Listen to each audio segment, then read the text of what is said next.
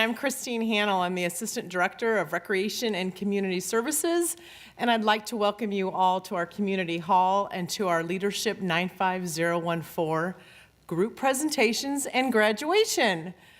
Give another hand for the folks. We are happy that you're able to join us. This group has been working very hard this year. They have been attending classes since September, once a month, learning about our wonderful community. And today, they will be sharing with you their presentations and a solution to a challenge or a problem that they noted in the community that they thought was worthy of presenting a presentation for. Without further ado, I would like just to acknowledge a couple of people in the room. We have Mayor Savita and Councilmember Rod Sinks is here. And Savita, why don't you come on up? I think she was going to say a few words. I also want to acknowledge one of our main partners, and that is Min Lee with the Wilfred Jarvis Institute. We cannot do this program without Min's leadership and guidance and his commitment to the city and to this program. So without further ado, I'm going to go ahead and have Mayor Savita say a few words. Thank you, Christine. I'm just here to congratulate all of you. I was just looking at the 3 topics, and I met all the participants. It's very timely. Thank you for picking up 3 really critical topics that we really need to understand more about, and I look forward to hearing all your presentations, learning from that, and trying to implement the solutions in our city, if at all, if we can make that happen. And it says it's a leadership program, so you're already leaders, and you're graduating as leaders, so congratulations to all the leaders. And I would like to take this moment to thank our staff. Thank you so much, Parks and Recreation, and everybody that has been through the program, addressing you, telling you about the city, our video staff, and of course, the men in uniform. So thank you all so much for being here, and congratulations.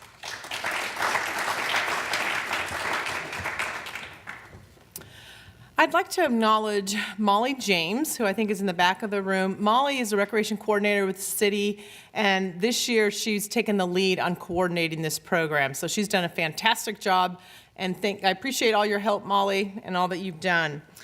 I'd also like to acknowledge, she does the important stuff of making sure everybody gets where they're going and providing our wonderful meals and snacks to keep everybody energized throughout the day. I also wanted to acknowledge the agencies that contributed to this year's program as well, and they are listed in the program that was out in the lobby.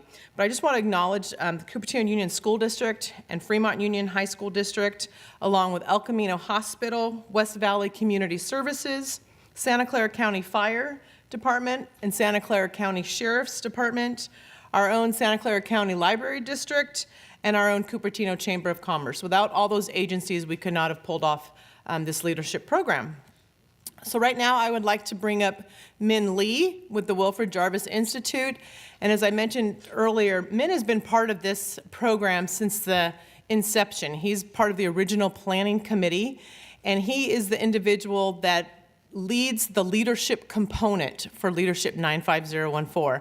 And for those of you that have been through the program, I think you know how valuable Min's contributions are, and he basically is beloved by everyone that's in the program. And we're so happy that he continues to be with us through this journey. Come on up. Thank you. Thank you very much. I just want to take a moment and acknowledge all of the graduates. There are 12 of you this year. And we're going to hear from you this morning, and then this afternoon we're going to have a wrap-up session after lunch together.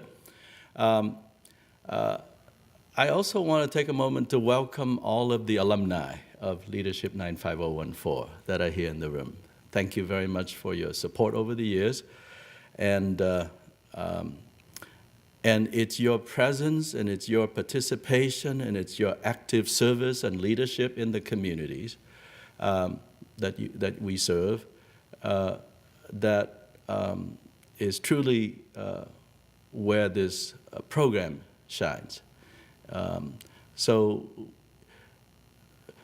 Just to briefly review what we do, right? So we start about September with a 2-day retreat, and we spend that time working on elements of personal and interpersonal leadership training.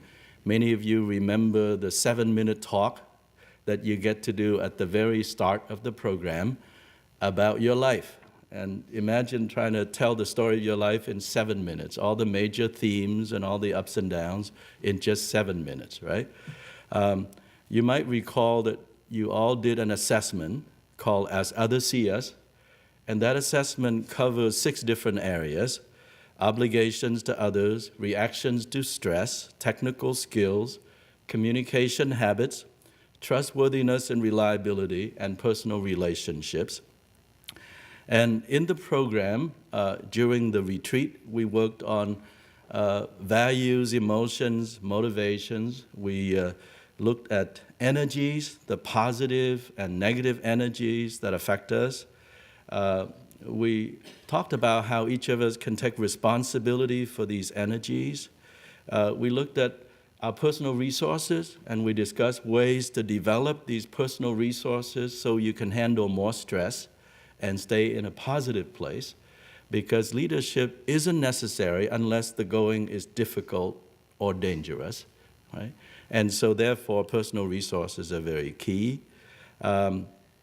So we review Aristotle's teachings about ethos, pathos, and logos. We looked at possible relationships that we can have with other people, the pitfalls of hostility, neutrality, and identification, and the benefits of maintaining consistent empathy. We looked at study cases, videos, exercises. We even discussed leading up. How do we lead our bosses so that we both can win? You might recall that we have another half day separately when we looked at supervisory leadership skills, and we looked at how do we assess the energies and skills of people that report to us. We looked at the 4 levels of delegation that we can use. Again, we also looked at case studies, and we did an assessment to determine what sorts of tendencies do we have to get into, right? So these habits that we develop. And then each month when we got together, we would cover an important area of knowledge about the community. So we would look at the school systems, for example, or we would look at sustainability practices in the city, or we would spend time with first responders, with the wonderful people from the fire and the sheriff's department, or we would learn about our government, our city government system. How do we do planning? How the various organizations within that city government make decisions. Or we would learn about our nonprofits or the private sector and so forth. But in addition to that important knowledge about how a community operates, we also get about an hour each time to do some practicing, right?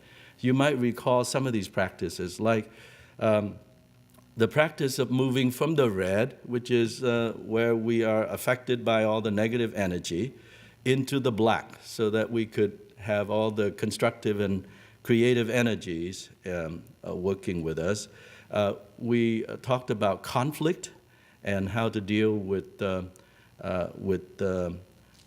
various types of conflicts. How do we resolve them? We practice self-awareness and reflection. We talked about how do you lead in challenging times. We examined the leader's journey. And most recently, many of you actually sat down and wrote up a statement of goals, values, and purpose in your life. And then finally this afternoon, we're going to have feedback from the rest of the group. But about several months ago, you each was assigned into, each of you were assigned into a team, and you were all encouraged to select a project that you would work on together. And so today, it is our privilege and our pleasure to listen to the presentation, right? So just as a reminder,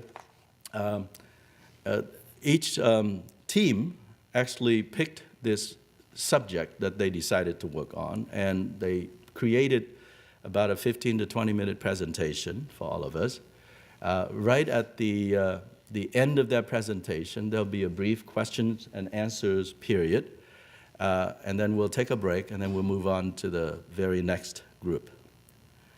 So, without more to do, could I have the following people come up on stage to be ready for your presentation? Nancy Duan, Danny Mestizo, Bill Murphy, and Ingrid Velasquez.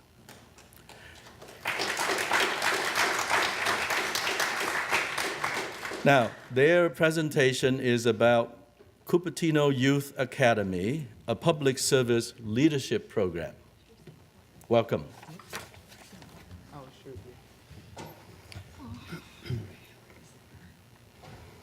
Good morning. And before we get started, I just wanted to say a couple of things. First, thank you, Mayor Savita, Councilmember Sinks, for being here. All of the Cupertino staff that helped with this program, thank you. I know I speak on behalf of the participants.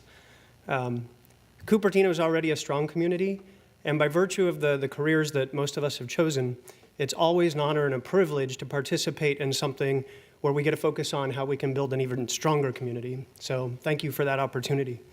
I'm going to take this time now to introduce my team members. Danny Mestizo from the city of Cupertino, Ingrid Velasquez, also from the city of Cupertino, and Nancy Doan from the Community Health Awareness Council. With that, I'm going to turn it over to Danny. All right, so the Cupertino Youth Academy, it's an initiative that is meant to address an issue that we're going to go over. The Cupertino Youth Academy, the purpose of it is to expose, it's a teen leadership program which will expose teens to public service fields. As part of the program, we will expose participants to partnering organizations, their value in the Cupertino community, and all while fostering a sense of teen leadership. So the issue that we were trying to solve is within the Silicon Valley, there is a prominent mindset and an overall amongst teenagers regarding their potential future careers, specifically many youth and teens in the area. I don't know if you've had a chance to speak to any of them, but I feel like 8 out of 10 are going to say that once they get out of school, they want to pursue a field in either science, technology, engineering, or mathematics. And while there's really nothing wrong with that, it seems like there's a lack of awareness that's going on when it comes to other careers besides something in a STEM-related field. And part of the Cupertino Youth Academy is meant to solve that issue and create more of an awareness in public service and other unique career fields which can utilize the talents and knowledge that many Cupertino teens have.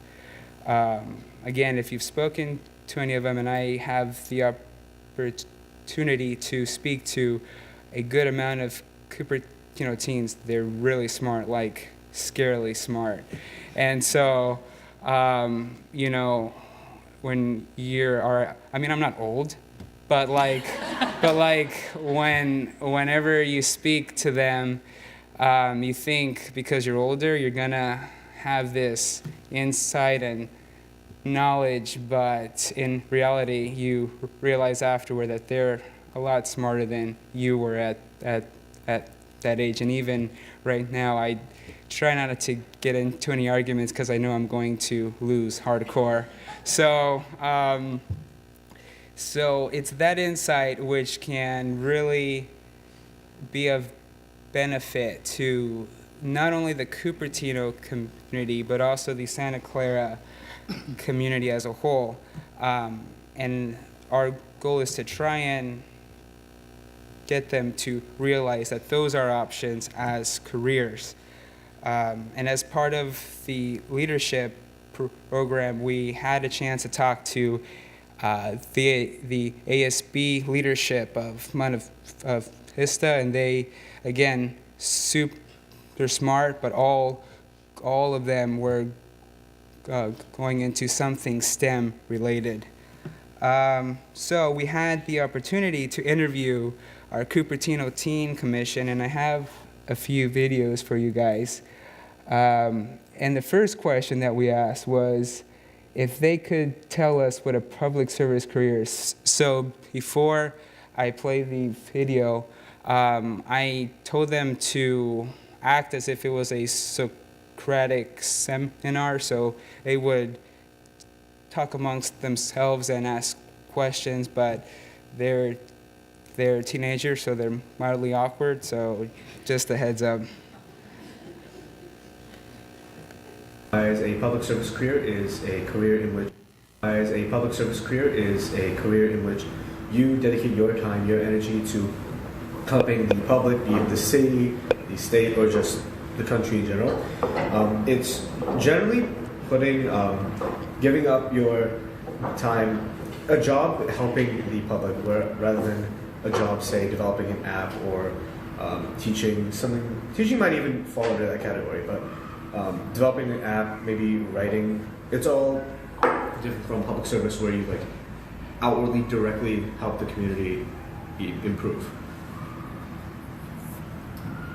I'd say it's someone who gets paid by taxpayers instead of a certain business or an individual.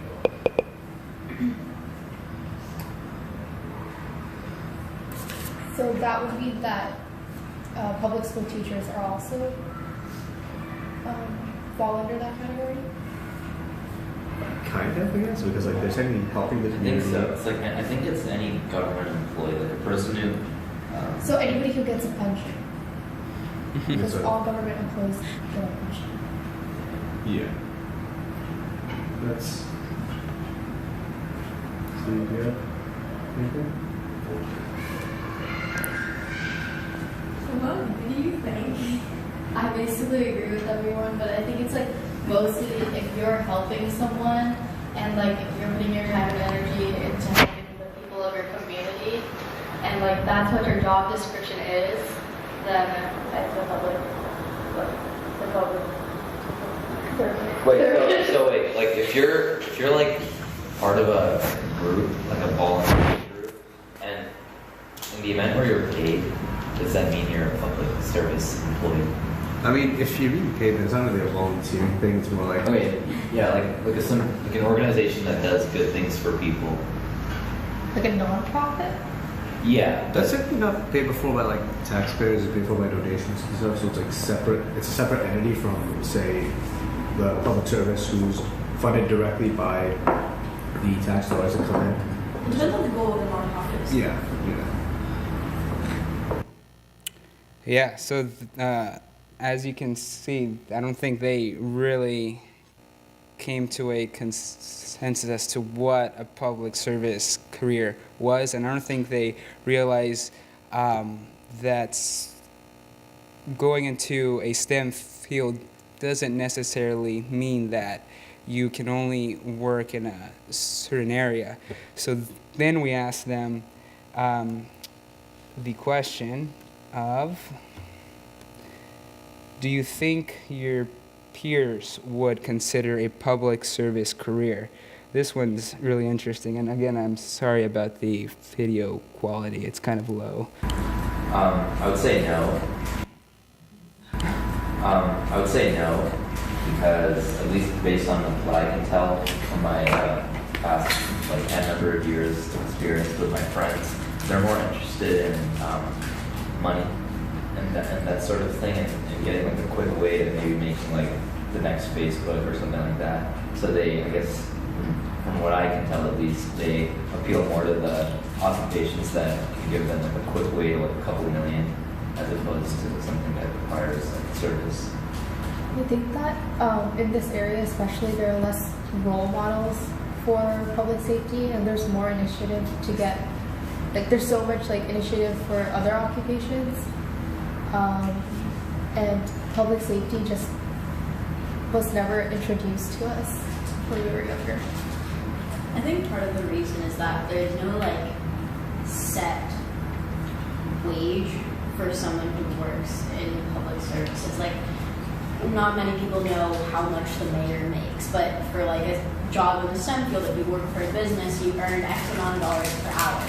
But the way that we see it is like, you can't really earn a set amount per hour for someone who's working in public services, because the whole point of public services is that you're there when you're kind of needed and like just like kind of there. So like, say for like anyone on city council, like I personally don't think that there's like a set amount that you get paid every single hour. So I think that's why a lot of people assume that they don't get paid much, or it's not going to be able to financially sustain yourself as an adult.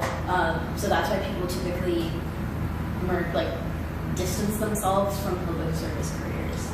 Kind of building off what Misha said, another thing that the people here kind of want in a job is stability. You're not necessarily as stable in a public service career as you are in, say, just getting into something like Facebook and then working for 10 years and then moving to another tech company with experience. Whereas with public service, a lot of people seem to think that it's more volunteer-wise rather than actually like being a part of the city. So, and since it's a volunteer, they wouldn't get paid that much, and there wouldn't be that much of a guarantee that they would have work. So it's all those factors of like stability, as well as whether or not they get a large amount of money, that do impact the people's decisions in regards to their thoughts about public service. Yeah. And growing up, like, you don't really hear about the mayor doing X, Y, and Z and helping the community and like by passing X law. Like, you're either too young to understand it, or like the community itself isn't really aware about it. But you are like taught, oh, you know, Mark Zuckerberg developed Facebook, and Bill Gates, Microsoft, Steve Jobs, Apple. Even when it comes to doctors, right? Like, at least you have those people that you can see in your life when you go to. But when it comes to public service workers, you don't ever really interact with them, and you don't really hear about it, at least in this community. I think it's easier for people to like fall in love with a career that is in public services, because it's a lot easier to find a hobby that's like, say, coding, or if you're interested in health, or if you're interested in engineering, like whatever it is, it's a lot easier to fall in love with a hobby that has a career that's directly related to it. But when it comes to public services, a lot of younger people don't get that opportunity to like fall in love with the idea of volunteering or helping others or working for your community, because a lot of the time, like, they're focused on, say, like piano or coding or whatever it is that they're doing. So I think that's also part of the reason that they're not really interested in public service careers. I think it comes down to the lack of education about public service, like especially in the Bay Area. Everyone's thinking about there's joining the robotics team or the math team, but there's no like public service club or something that will help public service or educate people. That's why there's so many misconceptions, like have been said here, like about the wage or stability. There's no like, these misconceptions haven't been corrected because there's no team or club that talks about public service specifically. I think another thing, like bouncing off like what all you guys said. My bad. Like another thing is, especially here in Cupertino and other like competitive cities in the Bay Area, lots of parents and students alike view things that they do as like investments. So in the case where a kid isn't interested in doing something like public service, so that means like they'll probably be like maybe angling towards running for mayor or some like political position. But then when you look at how their like families perceive it, or even themselves at some point, they think of it as sort of like, wow, I'm putting in like so much work, and I'm putting a lot of like, you know, time and effort into something that may not even benefit me in the end. Because say you do end up getting in a position where you are able to run for like an elected position, then basically your job hangs in the balance of the discretion of the voters, right? So it's just like when parents think of it, they just think like, oh, the investment isn't worth the return. Yeah, so even with all of the education that they have at schools, it's pretty clear that they're not really sure of what a career in public service is. And the college data actually reflects a little bit of that as well, that continued thinking. This data is from UC Berkeley. 73% of 2016 graduates went on to work at a for-profit institution, whereas 27% went either into a non-profit education or a government job.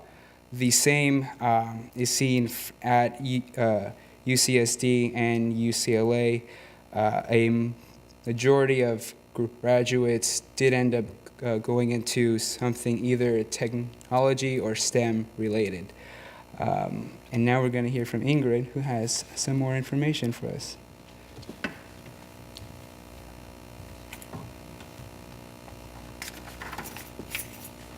So in addition to speaking to teens and interviewing them about what careers they're interested in pursuing, we also took the time to interview professionals that are already in the public service and public safety fields. And the 3 questions we asked are, do you find your job fulfilling? What does success mean to you? And what is it about your job that incorporates tech and leadership?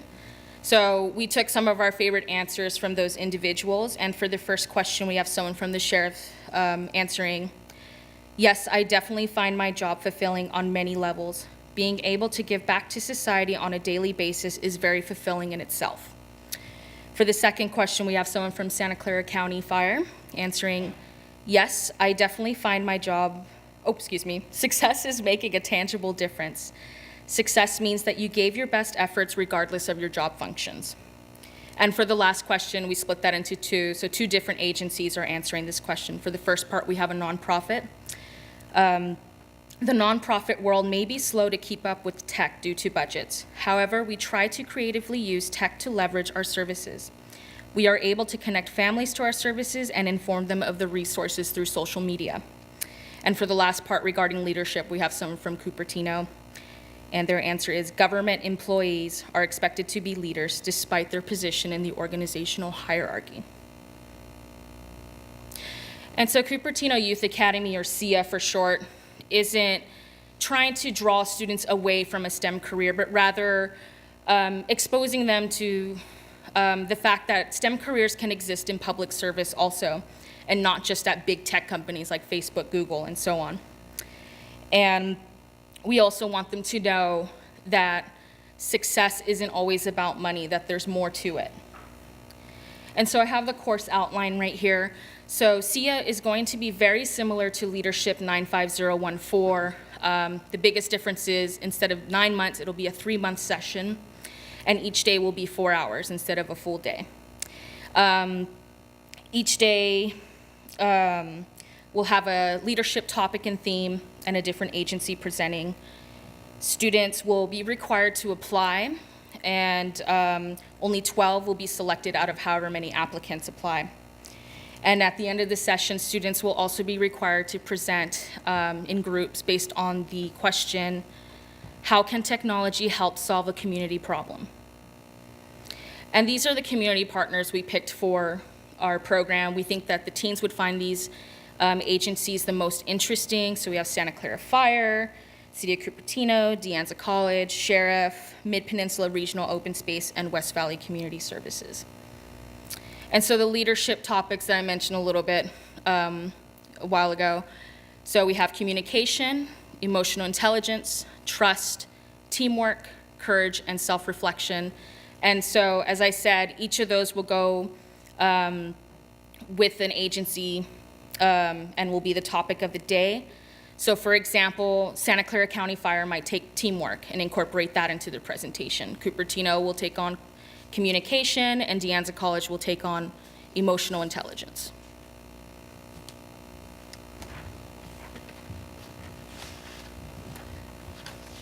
Okay, so I'm here to cover a little bit of the administrative logistics of our program. So first of all, we wanted to incorporate the SIA program into the already existing one of Danny's current programs, and then hire a part-time employee along with Danny to help with the coordination of contacting the community agencies. And in addition, we want to be able to spread the message that the SIA program is within the community. So therefore, we are looking to social media platform to help us with reaching out to the teens. And we're also going to leverage our community partners to help us outreach for the program itself. Another administrative topic would be transportation, because we want to expose teenagers to every organization being on that organization's site. So for example, if we're going to go visit the fire department, we want to be able to have the teenagers be at the fire academy. So we are hoping or encouraging the parents to help us with transportation with a drop-off and pickup. We are also hoping that teenagers will organize carpool or drive themselves to the designated location. And next is, how is a teen selected for the SIA program? We do have an application process because we know the value and the unique opportunity that this will help teens broadening their perspective and see where STEM can be applied in the public service arena. So we have an application process where anyone that's interested will fill out the application, will get one letter of recommendation, and sign a statement of commitment, meaning they will sign that they are dedicated and committed to the 7 weeks program. And then we will choose from the applicants that come in about 12 participants. And the final decision will be made by the Cupertino Teen Commission. They will review the applicants. The applicants will all be anonymous, so there will be no biases, and then they will make their selection of the 12. So this is a really a draft of what our application will look like. And we do have a final project presentation, just like Leadership 95014. And the goal of this project is to address how technology can solve the community problem. And the teams will be divided amongst 4 members each. There'll be 3 teams. They'll all each give a 15-minute presentation. It'll be held here in Cupertino City Hall from 6 to 8:30, or 6 to 8 in the afternoon, so that parents can also get the opportunity to participate and to listen to what their children have learned through the program. And the reason why is because we want to build collaboration amongst teens, and we want teens to encourage networking. Okay, so why would a teenager take time out of their summer to participate in this 7 weeks course, right? So to name a few, they will get the ability to connect with mentors, the ability to network, to get recommendation letters from dignitaries, and to get volunteer hours. We're looking to award 6 hours for participation in the program. In addition, we feel that it's important that teens gain transferable skills so that they could use and apply into all facets of their life. It could be for college apps, it could be for career opportunities. And with the transferable skills, it will make them a more viable and well-rounded candidate. And let's see, all right.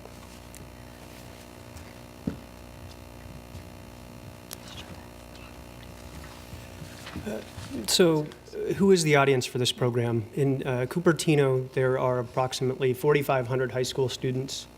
Of those, you figure about half are junior, senior age students that are starting to think about what their future opportunities are. So these are kids that are essentially in that very sensitive point in time where we have an opportunity to influence and to, again, just provide awareness of the opportunities that are out there that they haven't thought about to this point, which was pretty clear in the videos that were presented. And thanks to Danny, who has quite a bit of experience dealing with the Youth Commission here in Cupertino, we put together cost estimates based on his experience running those programs. The estimate for the program, about $6,000. We think that's very achievable. Obviously, creating awareness with the parents and teens, and then finally getting buy-in from all the agency partners. And we actually did some of the preliminary work on that to just get a sense of whether the agencies that we listed would be interested. And I think that given the schedule, given the time frame, it would be a very easy thing to do. And really tying this all together, again, the students that are entering their junior and senior year, looking to go to college, looking to go to junior college, not quite sure what they want to do, this is an opportune time to expose them to public service as a career path. Local agencies in Santa Clara County are hiring dozens, hundreds of employees every year. We don't need to capture very many of those 2,200 high school students in order to make this program successful and, again, have an impact on the direction that they go.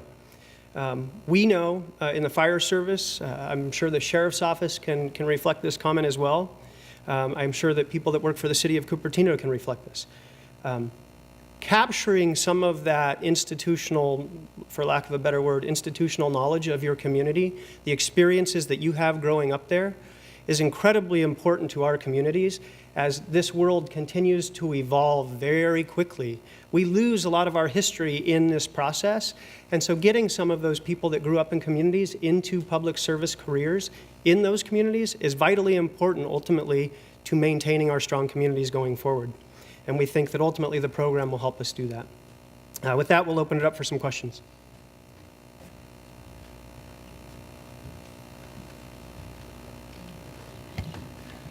We have some roving microphones. Councilmember Sinks. I think this is a heck of an idea. If you're intending to target Cupertino, I just want to make you aware of the fact that you have some folks who go to Homestead, right? And they might feel a little left out if you didn't at least say Cupertino residents who attend other high schools, including Homestead, would be welcome. And I'm assuming you'd also, if there are students that happen to go to a private school, they might want to participate too. But I think you've got a bright idea. I mean, we need more great people in public service doing all kinds of things, right? And there are real careers that are viable, stable, and et cetera. And it was really illuminating to watch those students, so thank you. Thank you.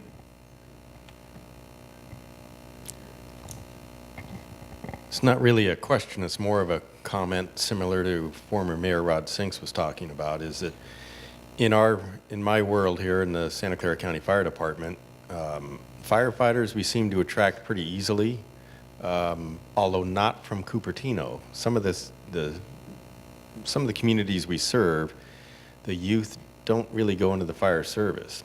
And then on a bigger global picture is firefighting in and of itself is not everything that the county fire does. We actually have a significant amount of people who work an 8 to 5 job 5 days a week, whether it's in business services, as far as accounts payable, whether they're working on our, mechanics working on our fleet, whether they're shop people working on our facilities, whether they're involved in personnel, human resources, or in my case, fire prevention. And I do know that speaking with fire chiefs throughout the region, not just this city, this county, so to speak, but also talking with building officials, planning directors, is all of us in this region are struggling to actually get people to come to work in this day and age in public sector here in this community.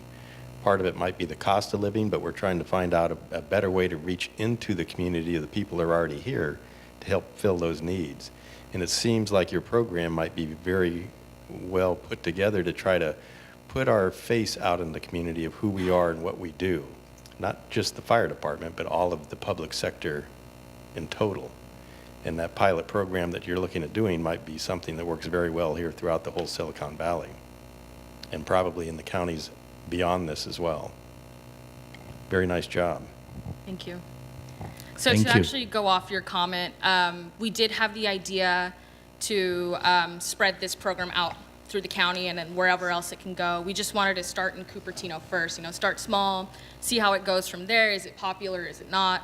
And then figure it out from there. And then the other funny thing too, your comment about the fire department kind of struggling about finding youth to join you guys was actually inspired by a comment that Bill made when we were first kind of brainstorming what to do for this project. Sure. I just want to say that this is a great program to have. I think in the past, the high school had a leadership program that it feels like similar to this, but I think that has gone away a while back. So there is great need for something like this. The only thing I would say is that to think a little bit about the outcomes. So it's always good for students to learn good citizenship, local community, and so it can be an awareness outcome. So that would benefit a big group of students. If it could be tied into some kind of credit for college or something like that, that would help in marketing it. And then for some students, there's always a question of match, right? If you have 10 students, 20 students take this, maybe 1 or 2 want to pursue to go on beyond just the awareness level and thinking that they might come back to serve on a commission someday. They might actually want a career path. And that was something that I didn't see before, is that if there were more consciousness in helping those students who want to go on, to continue on a career path, what might that look like? Can there be a mentor, informal mentorship? A lot of things happened very informally in the past. It was just more awareness, and then after that, it kind of ends. And I've seen students that actually want to go on and not sure what are the steps, what are the, that to go on. Thanks. Yeah, so just to address a couple of the things you said. Thank you. So first off, really the impetus for, the light bulb that went off in our heads was actually driven by a meeting that we had at Monte Vista with their leadership academy at the school. And it was really evident in meeting with those students, one, that they're incredibly high-performing, incredibly bright students that are participating. And that was kind of our aha moment in the sense of, how do we get these kids thinking about public service as an option for them? And not because they, again, going back to the interviews, it's just they're thinking very much in terms of STEM, but there are plenty of STEM opportunities within public service. And then we also did think about the connection between, the volunteer community hours that they're required to complete and giving them some credit for that, and then just the networking opportunities that they'll have with the various agencies that they would meet, and how those could potentially lead to, recommendation letters and such for college applications. So, thank you. Yeah, I want to thank you guys for this. Typically, these projects don't work through the level of detail that you guys have worked through, so I want to thank you. This is a program that's pretty easily implemented. We can probably do it this summer if we put our minds to it. Again, resources aren't terribly dramatic. You're not asking for $100,000 or anything like that. So this, I think, will move forward pretty rapidly. So, and lots of other good suggestions. I think, maybe started out the way you guys have programmed it and tinkered as we go along. But I think it's great to get, if we can get 20, 25 high school students every summer engaged for a lengthy period of time in what government's about. Not just volunteering, but getting them thinking about doing this for a career. I think it's a great program. Thank you. Good morning. I'm Trudy Gross, Assistant Superintendent for Fremont Union High School District. So thank you very much for talking a lot about your time with Monte Vista. We've hosted the Education Day for 8 years. We're really proud to support that part of the 95014 program. And particularly to Supervisor Sinks for giving a shout out to Homestead, because that stood out for me as well, to make sure that all of our students who are connected to Cupertino could participate in what I agree is a very well-planned program. Because we are connected to the Education Day for 95014, I would say that we could do the same thing in a program like this. We have a career technical education program and staff that would be very happy to build in and connection to mentorships, and I can think of a variety of things. And of course, if you ever did want to discuss credit, then I'd be the person to talk with you about that. We'd have to really look at that. But in terms of, there's different ways to pursue such a thing. But I find that most students who, as you said, we have lots of students that are very engaged in volunteer. We have over 80 clubs at every one of our high schools. So we have really engaged students. It would be then finding good ways to advertise and be really clear about the benefit of this program and the focus on public service. But I agree that it's a very worthwhile effort, and in that we could also talk about how public school teachers are public servants, so it'd be great. Thank you. Thank you. Thank you, Trudy. It sounds like you guys have another potential partner for this program. Thank you. My name is Sujata Venkatraman. I'm from West Valley Community Services. So thank you for adding us as a partner. We are totally on board with this. It's a very exciting idea. As you know that a lot of students come to volunteer, and they come and they volunteer in our food pantry. But what was missing was that service learning component. And I think your program brings that and attaches with volunteerism the service learning aspect of it and engaging them in transferable skills, which we appreciate. So very excited about this program and on board with the partnership opportunity. I would go back a little bit on the mentoring aspect of it. I have done leadership programs before, and what's really helped me is after the program is over, there is a mentoring concept.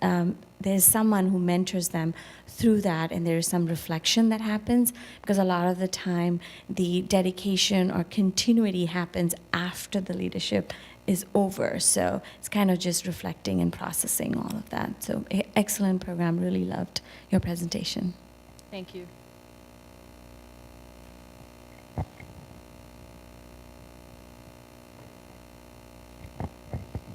Okay, any other questions? Okay, we're going to go ahead and take a 5-minute break. I want to thank our group, our first group. You did an outstanding job. Very good. And I'd just like to acknowledge we have our director of our department, Jeff Milkus, Director of Recreation and Community Services. And I think we've had an item added to our work plan for this coming year. So thank you. The next group can go ahead and get ready on the stage, and we'll just take a quick little break. Thank you.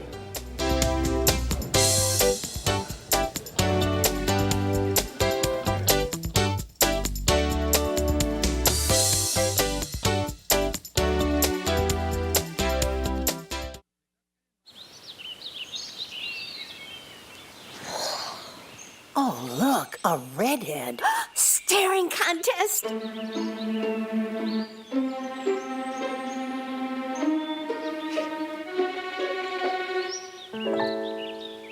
You still got it. I know. Come alive with the forest. The dad was cute. You were looking right at us. Visit discovertheforest.org to find a forest near you. Thanks for coming in for the interview. Oh, yeah, of course. All right, we got your personal references, your resume, high school diploma or equivalent.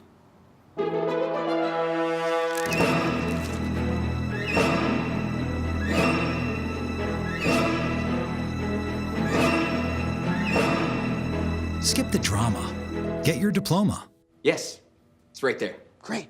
Take that first step towards a better future. Find free adult education classes at finishyourdiploma.org.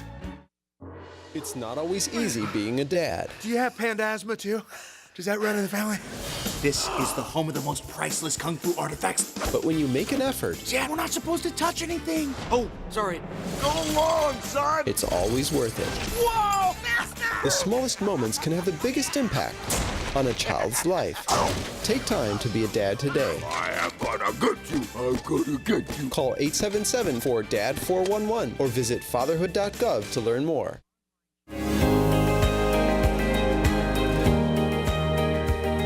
There's a lot of variety here in terms of the kind of people as well as in terms of what you get, the facilities you get.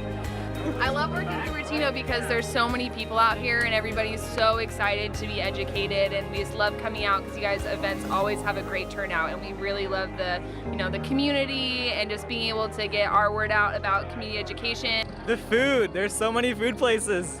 I like it because it has a sunny weather, and there are a lot of activities over here, and there are a lot of festivals. I feel really lucky. I'm never moving.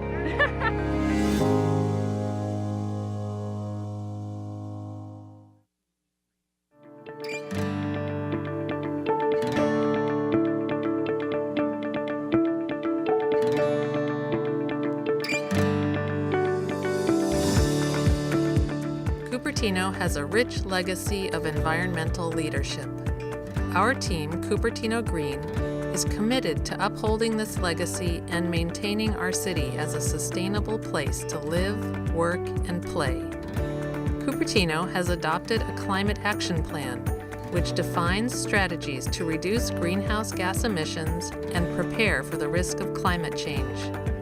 Using this plan as our roadmap, we provide the community with programs and services focused on energy, water, transportation, and solid waste. We manage the city's waste disposal services, providing composting and recycling programs to residents and businesses. We help the community protect our creeks and prevent stormwater runoff pollutants from entering storm drain systems, which drain to local creeks and the San Francisco Bay. We work with our businesses to reduce their environmental impact through participation in Green Biz Cupertino and Rethink Disposable. We host numerous Cupertino Green events, including our annual Earth Day and Arbor Day Festival, semi-annual Community Creek cleanups, and our annual citywide garage sale. We partner with other city departments to encourage the community to bike, walk, or take public transportation to work or school. We encourage residents and businesses to conserve and use energy and water more efficiently. Last but not least, we lead by example in our own municipal operations. Cupertino is renowned for its cultural diversity, educated population, and passion for innovation. With your help, we will continue to innovate and make our city sustainable, healthy, and resilient for generations to come.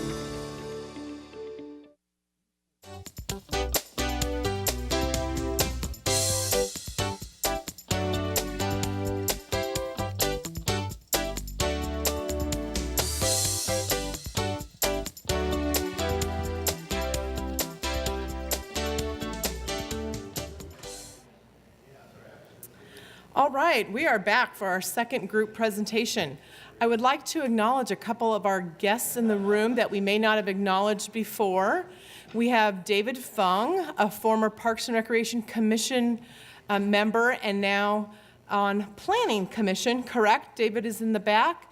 We also have our city manager, David Brandt, in the room. Thank you for coming and supporting the program. Helene Davis is here. She's the chair of our Parks and Recreation Commission as well. So I greatly appreciate all the folks that are here. We also have Christina Alfaro, Director of Administrative Services, and I think all these folks are pretty excited to hear our last topic. So hopefully we'll get more folks joining our ranks. Also, we have former council member and Mayor Mr. Michael Chang at the rear of the room. Thank you for coming as well.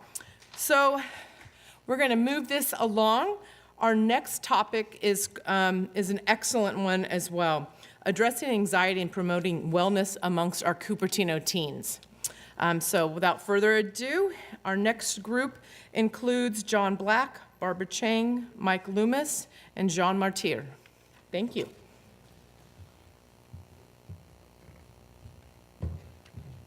Good morning, my name is John Black. I'm a fire captain at the Santa Clara County Fire Department, and I'm going to attempt to be as eloquent as my colleague was, but that's not likely. So I think as a group, we wanted to start off by acknowledging Leadership 95014 for this opportunity. The topic that we're discussing, addressing and promoting wellness among Cupertino teenagers, is one that we came to kind of by happenstance. And sadly, the data that we collected doing our research actually backed up a gut feeling that the first responders that were in this leadership program had. Our group was made up of myself, Barbara Chang, representing the El Camino Hospital System, Mike Loomis, and John Marter with the City of Cupertino. We have a video that I think is going to provide some context and frame this topic fairly well, better than I can do it justice. And then we're going to look at how wellness and health with teenagers is a local issue, but it's a national crisis that's really raising its head in the Bay Area and in Silicon Valley, and how we're all contributing to that, and hopefully maybe provide a couple solutions on how to fix it or make it better.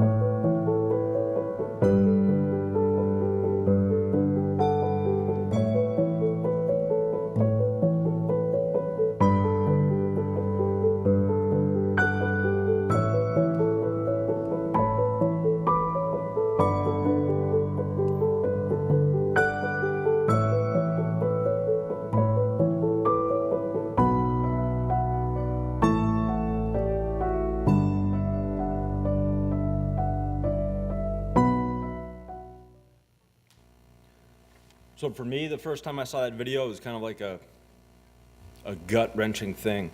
And sadly, data is kind of what the world thrives on now. We can't trust our gut anymore. And data can either prove you wrong or can validate your gut feeling. And in this case, the data validated the gut feeling that we had in the sidebar conversation that kind of kicked this whole thing off. What you're seeing on the screen is a study that was done in 2015 talking about major depressive episodes with adolescents.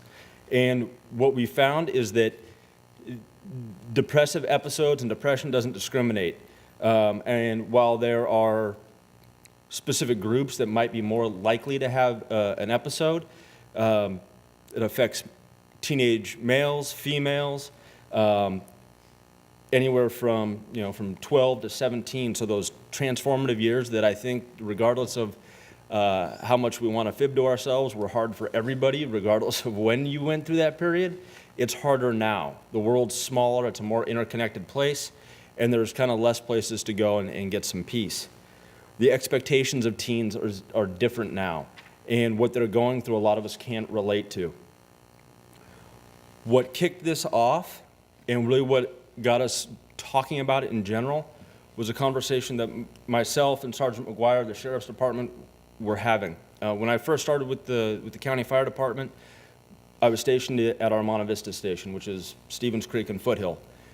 And we knew where we were in the course of the school year based on the calls we were running on kids, specifically on kids that were having complete anxiety attacks, panic attacks, and nervous breakdowns, based on what I would have considered excellent grades when I was in school, but a B+ or an A- threw off their entire life plan. These are kids that are 14 years old that are having complete nervous breakdowns and going to the hospital and receiving treatment because a quiz or a test their freshman year of high school threw off their entire life goals. And that didn't make sense to me, and I didn't understand what the problem was. I didn't know how to frame it. And and really neither did a lot of the people I was working with. And this sidebar conversation was what drove us to do this research as a group. And I think it ties in well with the last presentation and some of the findings they had there. And hopefully we can provide some solutions for that. John, you want to take it? Thank you, John, for the excellent introduction to our topic here. And my name is John Martyr, by the way. I'm an associate planner with the City of Cupertino's planning division. So one of the unfortunate consequences of depression and anxiety and what it could lead to is, the kind of the forbidden topic that we all hate to talk about, especially of us, who have kids and whatnot, is suicide. Looking at a national level and trying to localize it, nationwide, this is a problem. We always hear about Palo Alto and higher achieving districts and whatnot, but it is a problem nationwide. So over here, just a few statistics to kind of start us off. So among students within the high school years, 9 to 12, in the U.S. during 2013, 17% of students seriously considered attempting suicide within a year. 13.6% actually planned it out. 8% had some attempt to commit suicide, and about 2.7% actually went through it to the point where they were hospitalized for a drug overdose or whatever else too. One of the things you'll notice on this slide is that the female attempt to do a suicide or plan it out is much higher than the male attempt. What you don't see here is that males are 4 times more likely to follow through with suicide, and to the point of dying. So teen suicide rate per 100,000. So one of the unfortunate things we couldn't find is for Cupertino proper. So we tried our best to kind of make it as localized as possible. So if you look at California, of 100,000 people, 7.7 is the suicide rate for teens. Out of the 9 Bay Area counties, we looked at the 4 most populous. So Alameda County, 6.8, Contra Costa, 9.0. San Francisco's 9.2, and Santa Clara County came in the highest for teen suicide rate around in 2013. This is from the CDC's 2013 report. Again, it was hard to find statistics on Cupertino specifically, but we figured that looking at Santa Clara County as the highest in the Bay Area was really troubling. We did find something recently after we had done the PowerPoint where Palo Alto in 2015 had a number that was 14.1 out of 100,000. And if you think of Palo Alto as a similar situation as Cupertino, both very high achieving school districts, a lot of pressure on students to achieve because of highly educated families, where they come from and whatnot. So we could safely assume that Cupertino will probably be somewhere similar to Palo Alto.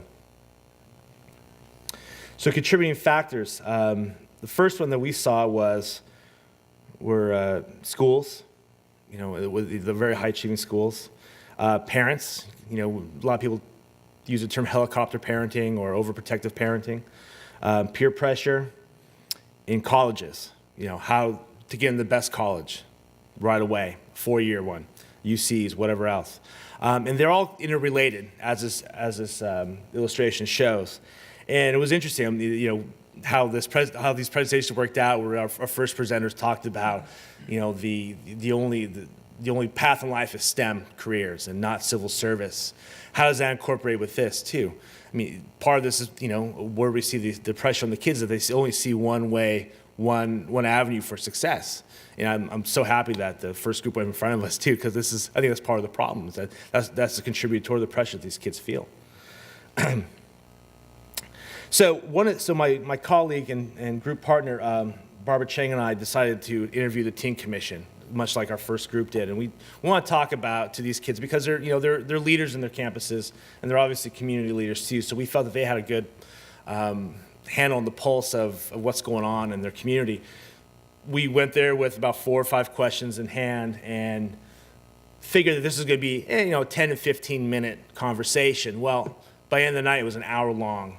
And we felt afterward, God, this is like a therapy session. These kids just want to get everything off their chest. And the conversation that they had. And a lot of what they said was actually pretty surprising, just to figure. We went in there thinking the parents are the issue. It's all the parents. But at the end, according to them, it really wasn't. There was a lot of different factors hitting them. It wasn't just the parents that are contributing towards this, their stigma. So a few of the questions here. The first question was, when is anxiety and depression amongst your peers noticeable? The majority of the I don't want to call them kids, but the majority of the commissioners said around the 8th grade year, junior high, with junior high school being the most stressful. Well, why the junior high school? You see, colleges, SATs, they want to get pretty much that's when they start planning out their life as they see it. How much has sleep been a factor contributing to anxiety and depression? And this is one of the things that we'll talk more later on in the presentation is the lack of sleep that these kids get. And on average, from the response that we got from the commissioners was that they were getting 5 hours of sleep a night. Most leading psychologists or pediatricians say a child of this age needs about 8.5, even to 9 hours of sleep a night to be fully functional the next day. They're getting 5 hours of sleep. Why are they only getting 5 hours of sleep? Homework. Plus, on top of that, the extracurricular activities that they have to do to make their college resumes competitive with their colleagues. And the third point was that classes start way too early. And so that's one of the things. They have to get up at 5:30, 6 o'clock to get ready. The parents have to drop them off for their zero period, which is about 7 o'clock, 7:30, I believe, actually. And so they say, and one of the things they said was, well, we're not really an athletically competitive school. We can start later, so because we don't have to go to practice. Why can't we just start school later and get out of school later, and start school later too? And then the last question was, in your personal lives, what is a contributor to your stress or anxiety? The number one cause, according to them, was peer pressure amongst students, which shocked me. It absolutely shocked Barbara and I because we're like, well, you mean your parents aren't doing? There's no helicopter parenting? And the response was, well, not so much. If you get poor grades, you're almost shunned by your friends, for not achieving well enough. And that was really kind of an eye-opener for us, that there is that much peer pressure. So, in researching what the experts have to say, the American Academy of Sleep linked that said that 8:30 start times for schools should be in the norm. Forget the zero periods, forget the 7:30, 8:30, because it gives students that much more time, at least an opportunity to sleep in a little bit later. What does lack of sleep contribute to a student? How does it affect a student? Well, car accidents are on the rise because it can't contribute to car accidents. Poor school performance, which then leads to depression and anxiety, which unfortunately in many cases can end up into suicide or hospitalization for attempted suicide too. The Fremont Unified High School District did a parent survey, I think either 1 or 2 months ago, through the Wellness Task Force, which Barbara will talk about a little bit later. And the question was asked, there was 2 questions asked. The first one was, how much of a later start to your child's school day can you tolerate? As you can see, the majority of parents actually said we could tolerate 30 minutes later. Some, 15% had no preference. Some, 20% said no change, which is, it's not a small number, but it's far less than the 53.7 that say that they could tolerate a half-hour later start to either 8 or 8:30. The second question was, how much of a later end time to your child's school day can you tolerate? So as you see from this result, 30 minutes after, or 30 minutes later in the day, they could tolerate too, so which would be helpful for a 30-minute or half-hour later school time to start. So this isn't just about teens. What you heard right now is more about teens in high school too, but to kind of segue into Mike's part of this presentation is that we also looked at teens going into college too. Remember, we have 2 very competitive junior colleges within 5 miles of Cupertino. We have De Anza College, and we also have Foothill College too. We also have such high-achieving universities as San Jose State, Stanford, Santa Clara University also. And many of these teenagers live at home too. And when you start college, you are technically a teenager. 18, you're 19 years old, and possibly still a resident of Cupertino. So we also looked at the colleges, the college-age students, and Mike will fill us in on our study on that.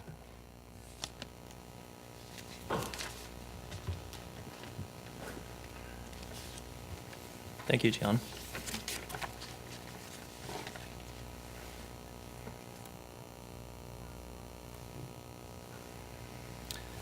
I'm Mike Loomis. I'm the lead mechanic for the City of Cupertino Mechanic Shop, and I'm going to go over our college experience survey. Several colleges, such as Harvard and NYU, have done surveys on top high school student stress and coping mechanisms. They found concerns that students in these selective high-pressure schools can get burned out even before they reach college. Students noted that these demands did not always feel appropriate for their developmental levels. Instead, they felt they were asked to work as hard as adults or even harder, with very little time left for relaxation or creativity. We see this 2015 College Experience Survey as a good gauge on how emotionally prepared high school students are entering college. So 1,500 college freshman students were surveyed. At least half of the survey's respondents said they felt stressed most or all of the time and had trouble making new friends. Over a third of the survey's respondents said they felt anxious or not in control of managing their stress. And over half the survey's respondents acknowledged that they need to improve their time management and independent living skills.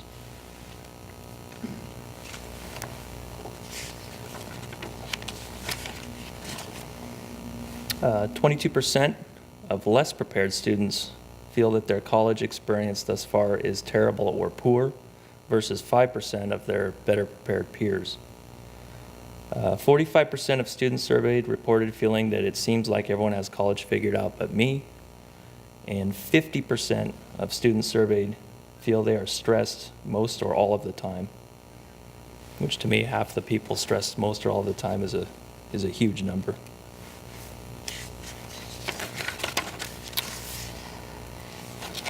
Survey data indicates that college readiness requires far more than just a solid academic foundation, a finding that seems to counter the conventional higher education preparation.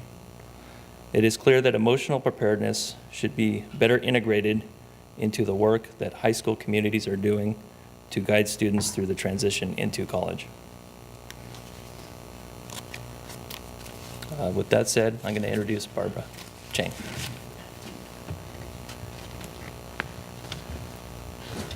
Thank you, Michael. Good morning. My name is Barbara Chang. I'm a clinical nutrition manager from El Camino Hospital. We've heard of this main issue about teenage wellness. The anxiety and depression that they experience is very, very real. It's not just real in our city, it's real everywhere. So we're tasked to try to find solutions to help out. And it's actually very interesting that it's not a new problem, and so there are solutions and there are programs out there. So I want to share with you what we have found. So first of all, El Camino Hospital. In our system of 2 hospitals, in Mountain View and also in Los Gatos, we have a program called Aspire. And Aspire stands for After School Program, Intervention, and Resilience Education. This program is specially designed for children, teens, and young adults to help them with anxiety, depression, or any symptoms that can cause mental health issues.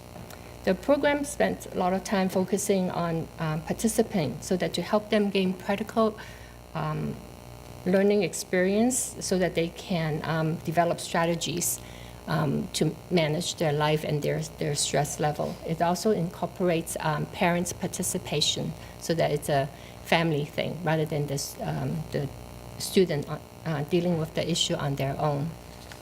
The Fremont Union High School District also has developed a wellness task force. It's facilitated by the Assistant Superintendent Trudy Gross, who is here, and also with the consultant Min Lee, along with concerned parents, students, and teachers. This task force already recognized this issue, and they're focusing on the wellness, the school life balance and stress, and also sleep deprivation. As we can see from our previous discussion that students really need 8.5 to 9 hours of sleep. And on our survey, we find that they're sleeping about 5. And so when they're sleep deprived, they don't do well in school, they don't function properly, and it becomes a major issue. So the Fremont Union High School District actually conducted surveys and looking into this and talking about how they can have a later school start and make that work for the student to get some extra sleep. And we've talked to the Teen Commission, and like I said, John had talked about, the one major issue that they really brought up was sleep, and they want more sleep. So we thought about a community-based solution because we felt that it's not just the school or the students or the parents, trying to deal with this issue. So an interactive community forum that can engage the stakeholders, which include the schools, the first responders, our city of Cupertino, youth organizations, and public health. We can work together as a team and as a community to solve this problem. We thought about back-to-school night presentation is a great way that we can capture the parents and the students, increasing the awareness of the issue and sharing with them possible solutions. We also thought about the city's public media information officer that we can work with to look at a social media awareness campaign. And of course, last but not least, is really the students. We need to get the students engaged and recognize and admit to that this is a problem for them. We also thought about neighborhood outreach. So we talked about back-to-school nights, Teen Commission is a great venue also, and then the neighborhood block group. We used to have like neighborhood block parties, but the block group can actually hold discussions and also be support to each other since the children do live in the neighborhoods. And then here are a few resources. So I've talked about the Aspire program. The NAMI is the National Alliance on Mental Illness. This is a national group, and they have local chapters throughout the country and also helplines that can be accessible to students. And last but not least, I want to talk about Orinda Academy. This is actually a very interesting program. Orinda Academy is actually co-founded by a person named Carl Shen. He's a graduate from Limborough High School, which is local. And he graduated in 2010, and then he went on to UC Berkeley, graduated with honors in statistics in 2010. And then he also published a book at the age of 22. So when we think about him as being very successful from the traditional sense, right? But if we go and ask him what happened during his high school years, he will tell you that he spent a lot of his time during his middle school and high school being totally stressed because he doesn't know the direction of his path and what he's doing. And that affected him because it increased the anxiety and depression in him that made him drifted in academically and also get into lots of fights with his parents. So he, along with a few others, colleagues who are also experiencing the same type of situation, founded Orinda Academy, where they try to help teenage students to find directions, self-directed, and help them to become the person that they want to be and not what other people, including their parents, want them to be. So with that, I'm going to pass it back to John and to give us a summary of our program. Thank you. So this is a scary topic, and it's one that nobody really wants to admit to or to recognize because it's scary, and it's a topic that we were a little hesitant to present on. But I think all of us want to thank you for A, listening to what we have to say, and B, taking into consideration the one overarching end goal that we have. And in that end goal or that suggestion is really that we need to focus on this as a city, not so much as this group or that group. We know that there are groups that have acknowledged this problem individually, But it's been said it takes a village. In this case, it takes a city, and these are the kids and the youth of the city of Cupertino. So our suggestion is to consider the development of a task force or a work group that, as Barbara mentioned, involves the first responders and the schools and the planning departments and the health organizations, because every suggestion that we've looked at to the different groups that are working on this has a ripple. You change school start times, what does that do to the planning department with traffic patterns? You don't have a first period because of athletics. Well, there are still kids going to schools that have a want or a need or a desire to participate as part of a sports team. So that's our recommendation, and our solution is to engage the students, to engage the city, to engage the parents as a whole, and move forward as a city. At this point, I think we'd like to open up to some questions or comments. Thank you.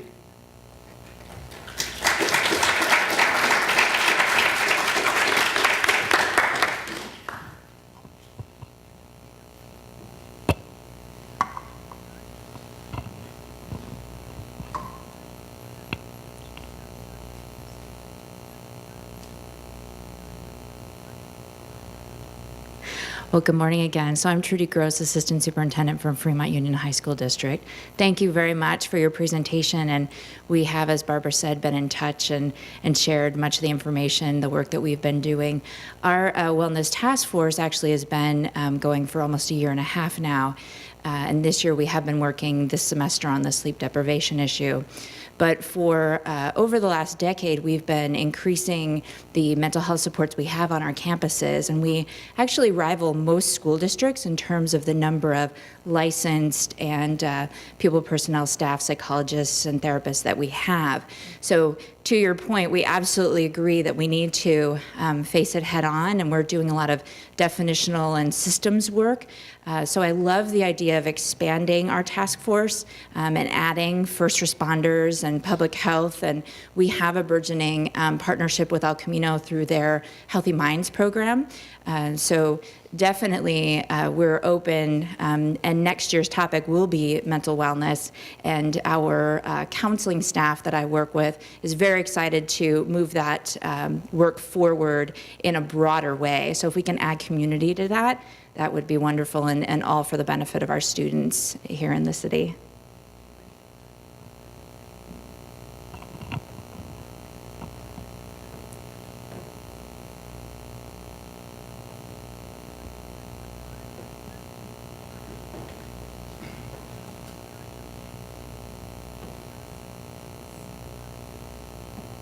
Hi, great job on your presentation.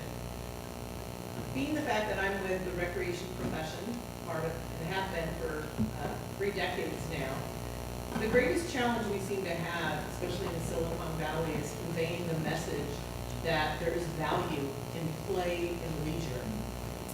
And we have tried through the years, pretty loud. We've tried through the years to do what we can to convey that message. But I'm just wondering from the group, what would you say would be the number one way that we can change the mindset of the community? And here's an example. For years with our preschool program, I was adamant about a play-based program. However, the community wanted academics. And so we are here to serve the community and their wants and their desires. So how would you suggest, as a recreation agency, how we can go about changing the mindset for those in the community? I can try to answer that question. Thank you, Christine. Great question. And that's a difficulty we came up with that we saw too, because a lot of this is cultural and it's ingrained. Talk about multi-generational ways of perceiving how to raise a child. No parent wants to be told this is how you have to raise a child, or you're raising them wrong.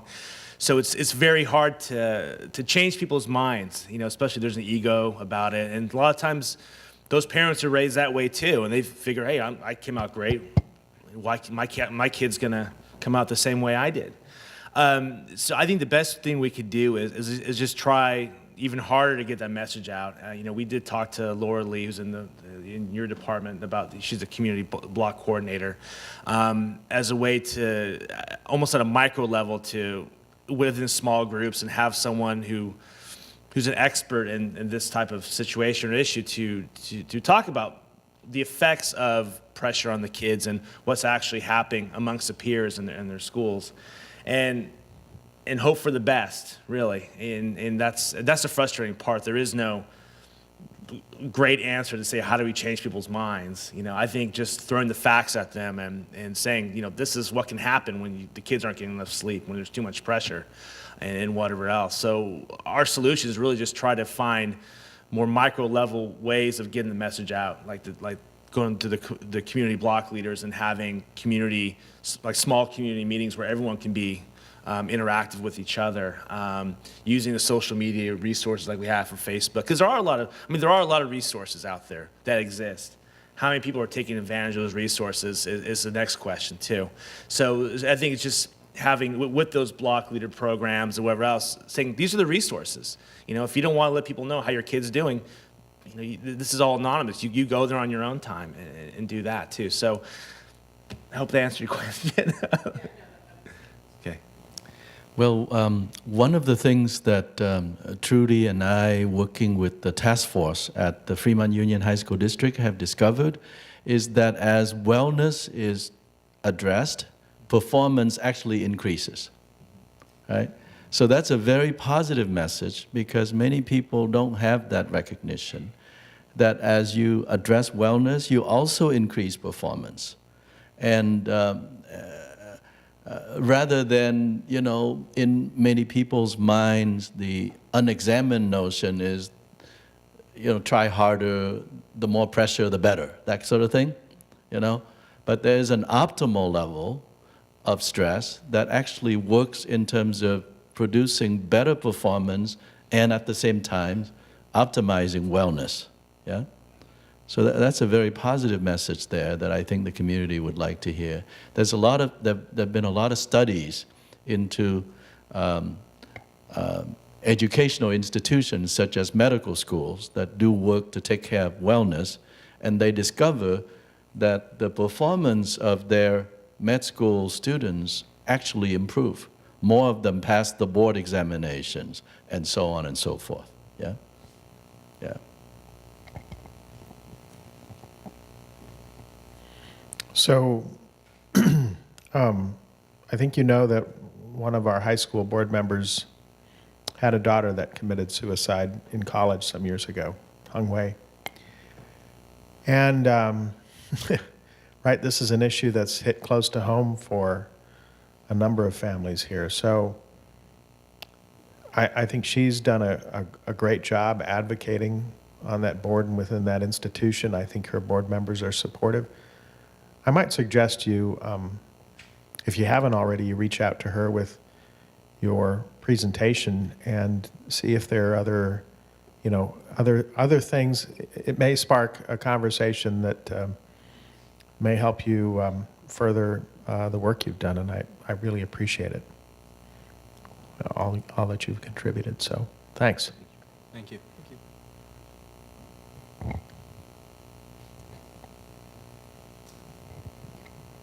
So, sorry. I know your studies showed that the teens were more impacted by their own peers and that the parents were a lesser factor. But listening to Christine talk about the preschools not being play-based but being more academic, I think it's ingrained in the kids' minds from the get-go that it is really their parents and maybe they just set it aside.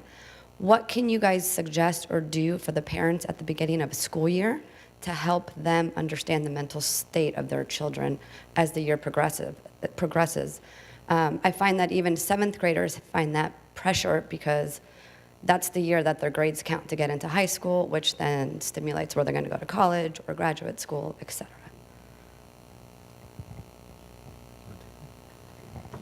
Everybody's looking at me, so I guess it's my turn. One of the things that we discussed as a group was getting this message out actually through back-to-school nights and getting it in front of the parents at an awareness level and the need, I think as adults, we all struggle to keep a work-life balance. Well, getting that message out when people are young so that there's a school life balance. And even though we don't think of those two things as maybe being similar, most people look at school as work for teenagers. The awareness component of this, I think, can't be underestimated or undersold. So if we can get that message out, starting, definitely in high school, maybe in junior high at the beginning of the school year, that was our initial suggestion, to answer your question, I think as best as possible. Christine Alfaro, Director of Administrative Services with the City of Cupertino. I actually really like how it played having the first presentation and you guys come after, because as I look at both presentations, I think the first one that was so focused on, we're in the middle of Silicon Valley, the hub of technology and STEM, and that's where kids want to go, and they're working so hard to get there. And to me, that the story of Silicon Valley plays so interesting with the story in that Silicon Valley is based on being able to fail, having fun at work. Right? There's ping pong tables and hammocks and these meeting areas and all about collaboration and working together. And so I just think it's how that gets lost on the kids in high school, right? When you have stories of Steve Jobs that was at the height of his success and then complete failure and then came back and built himself back up again. And it's not just Steve Jobs, it's story after story in this valley of how failure led to success. And how do you get that message across to the kids to say, this isn't a fairy tale. This is real life, and it's not one person. It's many people. It's people that you may know that your parents have worked with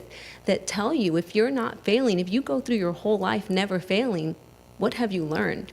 So 1 B- or A- on a test, the ramifications of that, you won't remember it, in 10 years from now, 15 years from now. I think back when I was in high school, and getting through like statistics or math, and oh man, I hated it. It was, and which is funny, if you know what I do for a living today, I'm with numbers all the time, and I actually really enjoy it. But I think back, if the message to me had been, if you're not successful at this, if you don't do this, you can never go be successful at it later in life, which I just think isn't the case. And again, with the backdrop of Silicon Valley and it being kind of the place where it's okay to make mistakes, and that's why we are so successful here in the Valley. That's one of the main things people point to when they look at the success of this region, to see kids in our high school being so afraid to fail. And being that the stress that causes, and even the stress from their peers, is there any way to try to even kind of get that, not only at the local agencies, but some of the private organizations, some of these big names that kids look up to and want to be when they grow up, to get that message out that, hey, a B- on your test, it's not the end of the world. I lost millions of dollars. I was a complete failure, but look at me now. I was able to learn from that and become better at what I do and learn more from it. And just to kind of add to that too, one of the things on a complete observational level we were talking about, go on to failure, in not just at school but in life, and learning from that is that we don't see teenagers working anymore. When we were in high school, if you didn't have a job, you were shunned. You're kind of, well, you're too good for a job. You walk around now and there's no high school kids where especially on a weekend, we were talking about going to Subway or to McDonald's, and there's no teenagers working. And I think it's part of life. You look at anyone who's successful, like Steve Jobs, they all had real jobs, growing up, where they failed, where they had to wash dishes and stuff like that. And there's so many life lessons to learn with that type of work, how to communicate with people. That's almost like a lost art for teenagers these days too. So, and I was a high school teacher for 10 years, so I kind of have a little bit of experience in dealing with, teenagers and stuff like that too. But yeah, Christine, you're absolutely right. And, we debated talking about that too in our presentation about, teenagers in the workforce in this area, but we just kind of try to keep it as concise as possible. Yeah, but you're right. You're definitely right. Hi, thank you so much for your presentation. My name is Nancy Doan. I am the manager for the Family Resource Centers and Volunteers with CHEC. We have a Family Resource Center here at Regnard Elementary School. And to take it even further back to early interventions, we have classes where we educate parents when their kids are 5 and under about stress, how to cope with stress, how to be resilient, how to raise confident children. And I think when you take it all the way back to the early days, it's the parents who are the first teachers. And if we can engage parents and educate parents, then they'll start helping their children develop these foundations to how to cope with stress, how to come back from failure, so that when they do get into their teen years and they deal with what teenagers go through, they are able to recall back on the skills. And also in that period where parents are engaging with their children, they're also creating this bond where if a teenager does feel stressed or just burdened, they can have a companion to go home and talk to, which is their parents, and to be able to share that. So yeah, that's my 2 cents. Thanks. Okay. Hello, I'm Alicia Schober. I'd like to suggest that it would be really powerful for parents to hear from the voice of the student population. So in putting together whatever kind of educational program you come up with for parents, back to school night, if you could find a panel of students who are willing to open up like they did when you did the informational interview, it's really powerful to hear from the children rather than, say, an expert just coming in and talking to the parents. So I would suggest considering that. Thanks.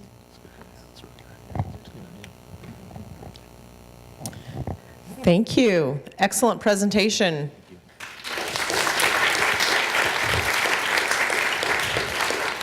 On that same note, I would highly recommend to the audience, if you have not seen Race to Nowhere, I suggest that you pick up that documentary.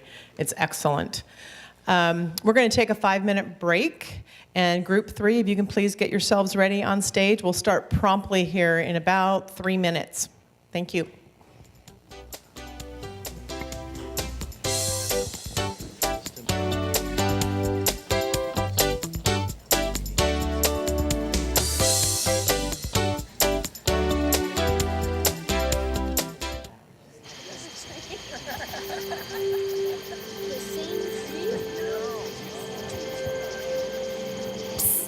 They're coming.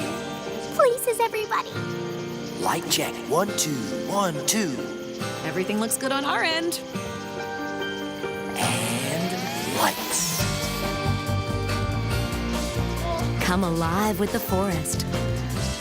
Visit discovertheforest.org to find a forest near you.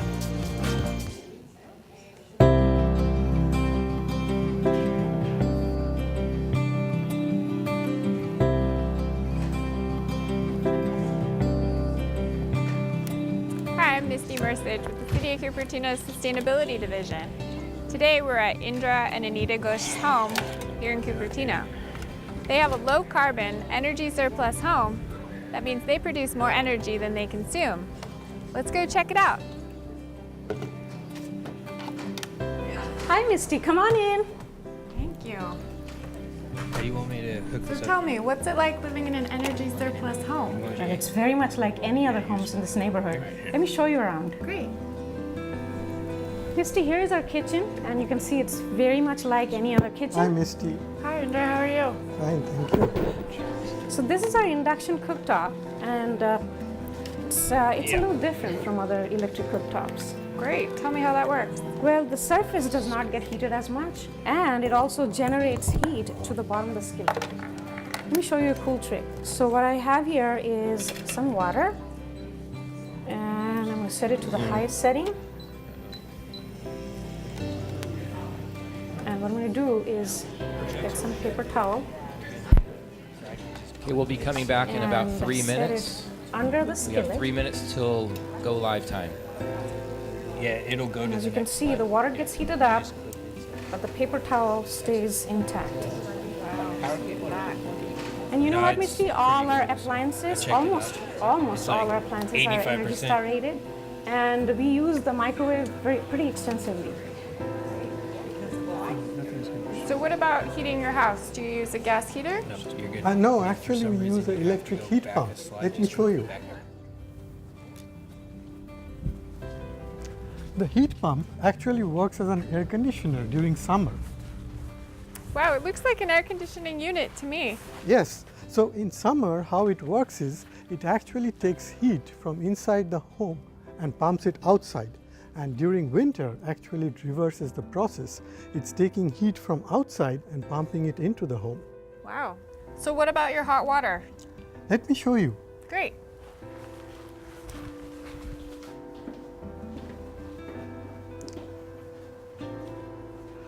So this is the heat pump water heater that serves the whole house.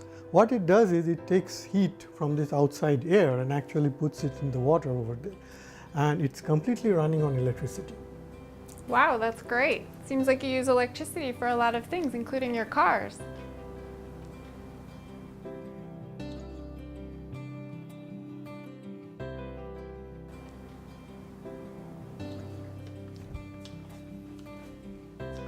I turn off the power to most appliances. Many appliances actually have a substantial current drain even after they're switched off. This is to keep the circuits active. This is done for a variety of reasons, but most of this power is wasted. There are switches which are used to turn off that power. Wow, so even with turning off the power on all these electric appliances, your electric bill must be really high. No, we have solar panels, so PG&E sends us a check at the end of the year. Well, you had to pay for your panels, right? Yes, but over a period of 8 years, they are all paid off with all the money that I have saved. For 5 years now, I have had no utility bills and no gas bills for all the cars that I am driving in day-to-day living. I did a detailed audit of all our needs beforehand. I also found we could save a lot of electricity by converting to LED bulbs and turning most things off instead of relying on standby mode. Thank you so much for sharing. This has been really fascinating information. For more information on how you can lower your carbon footprint, go to www.cupertino.org/sustainability.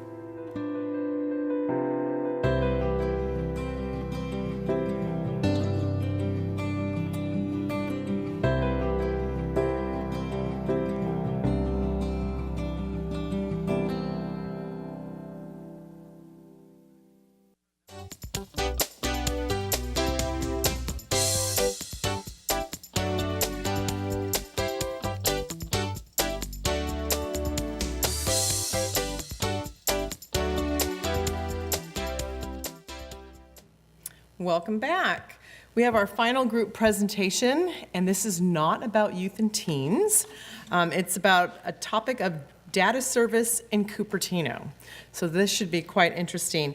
And we have group members Andy Badal, Grace Davis, Selena Dutra, and Ryan McGuire. All right, so we're going to take a little different approach to this. We've become pretty close as a group, so we're all going to stay up here as a group and support each other as we go through this presentation. My name is Andy Badal, and I work for the City of Cupertino as an asset management technician. This is Grace Davis, who works for West Valley Community Services. This is Selena Dutra, who works for Recology. And this is Ryan McGuire, who works for Santa Clara County Sheriff's Department. And Grace is going to go ahead and get us on our way. All right, so our project objective is to help Cupertino transition into a 5G environment wherein emergency personnel, city personnel, and residents can all communicate clearly and quickly.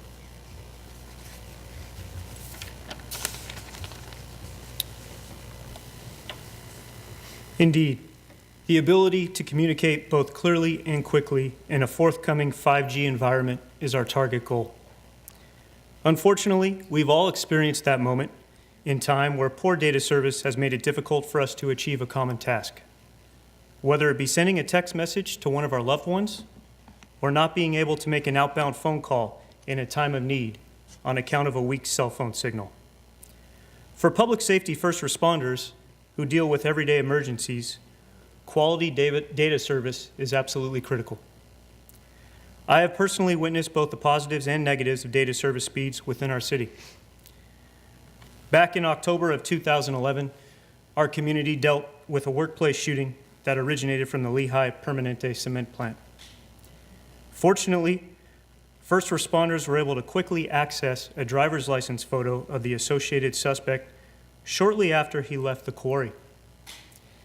This photo was readily available on our cell phones and mobile devices. When tactical responders were positioned all throughout our perimeter, each deputy had the ability to view a photo of the suspect via their own personal mobile device. The media outlets further assisted us by displaying photos of the suspect during their breaking news updates. This was essential for the quick recognition and identification of a dangerous individual. Even within the westernmost boundary of the city, we were able to use our mobile data services to our advantage. Conversely, I have also experienced the challenging times where little to no data service has hindered my progress with the call for service. Several years ago, I attempted to locate a missing elderly man at the Stevens Creek Reservoir. When my partner and I arrived at the reservoir, we encountered about a dozen elderly men who appeared to match the description of the missing person. More challenging was the fact that the missing person did not speak English, nor did the gentleman who resembled his appearance at the reservoir. My partner and I attempted to acquire information from our dispatchers, but our radio pack sets were spotty with poor reception.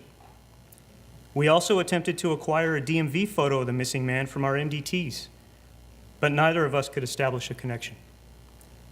I managed to place a cell phone call to one of our fellow deputies in an effort to acquire a text message with the missing man's photo. However, I was not able to receive the text message on account of my weak cell phone signal. Fortunately, one of our fellow colleagues located the missing man 2 miles up the road on Foothill Expressway.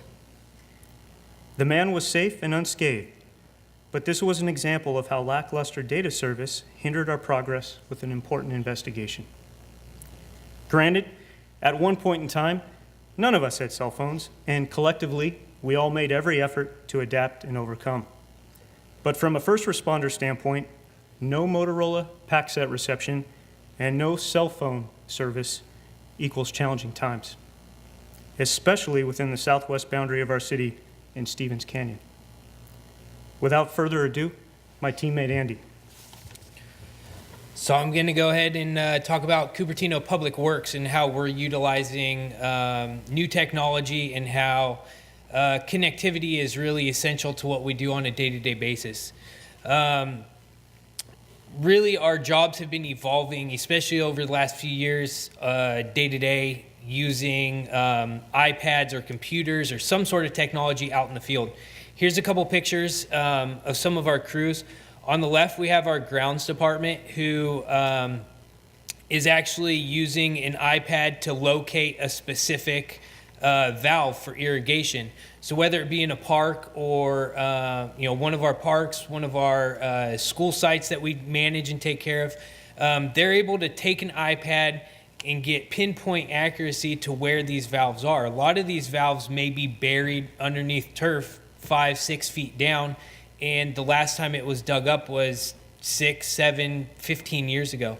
So being able to transmit that and to be able to get that pinpoint accuracy is really important. And with some of the gaps and holes in the coverage, especially around parks and school sites, has really been a challenge. The picture on our right is our storm crew. And these guys are taking a vac truck that we rent from another city, and it needs to be done in a timely manner. We have thousands of storm drains that we try to get to in a 3 to 4 week period. And with that being said, we're now taking an iPad out to the field. We're tracking what is in these storm drains, what is being flown out to the bay, and what we're capturing out of it. So, we're saving it from going to the bay. With that being said, with having these holes and gaps in the coverage within the city, I've really noticed that it slows down production. And when it's a matter of time with something like this where we're leasing a vehicle essentially from another town and we're trying to get as much done, we have to go back in the office and put this data back in the office, which then we don't have the accuracy of being at the storm drain and seeing exactly what's going in there. So it really does prove that we do need to figure out some sort of solution to help, not only Public Works, but the city as an entirety get better cell service. Now, you might not have had a situation quite as serious as Andy or Ryan, but I'm sure we can all relate to this. We all want our phones to work, regardless of what we're doing and where we're using them. What we're going to tell you about today is how to make faster data service a reality here in Cupertino. I want to start by giving you some perspective about what the current use is and what it may look like in the future. Currently, the U.S. is the leader in monthly data usage. In 2016, the average American used 5.2 gigabytes of data per month, which was a 40% increase over 2015. With increases in, sorry, I lost my place.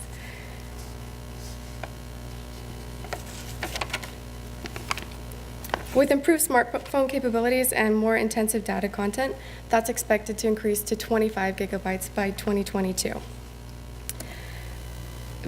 Mobile video downloads are anticipated to be the strongest growing segment. With live streaming and virtual reality, it's expected to increase by 870% from 2016 to 2021. The internet is no longer just on your cell phones and on computers. You can now find internet in places that you never would have even thought of even just 5 years ago. Just walking into your own home, you might find the internet in your light bulbs, your vacuum cleaners, and even your refrigerators. This is called the Internet of Things. Currently, there's about 20 billion connected devices. When you add in things like smart driving cars and metered connected through utilities, that number is expected to increase to about 69 billion by 2025. So we already mentioned that there's coverage gaps in Cupertino. This is a map using AT&T data service. It's a map of Cupertino. So you can see there's a lot of red on here. Just to give you some context of where we are, this little smiley face is where we are right now.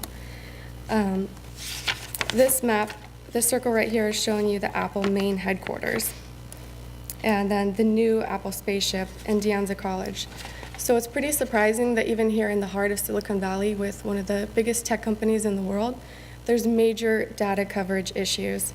The white areas are just places that haven't been mapped out yet. So what is the current infrastructure? Right now we have mainly just large cell towers. These are good for providing service over a large distance and are best for voice calls. But service suffers when there's more densely populated areas and many devices connected at once. So what's the solution to this? The solution is small cell towers. Small cell towers are low-powered cellular radio access nodes that can be placed on top of existing light poles or on buildings. They can increase the network coverage and expand network capacity. They're also the necessary first step for 5G cellular data. 5G is similar to 4G. It's the next generation. However, it's up to 10 times faster, allowing videos to be downloaded in as little as a few minutes. We do anticipate that residents of Cupertino will have some pushback in adding these small cell towers to light poles in their neighborhoods. We wanted to address a few of those issues, starting with the health concerns and also some of the aesthetics of adding them to those poles. So Selena's going to start with the health concerns.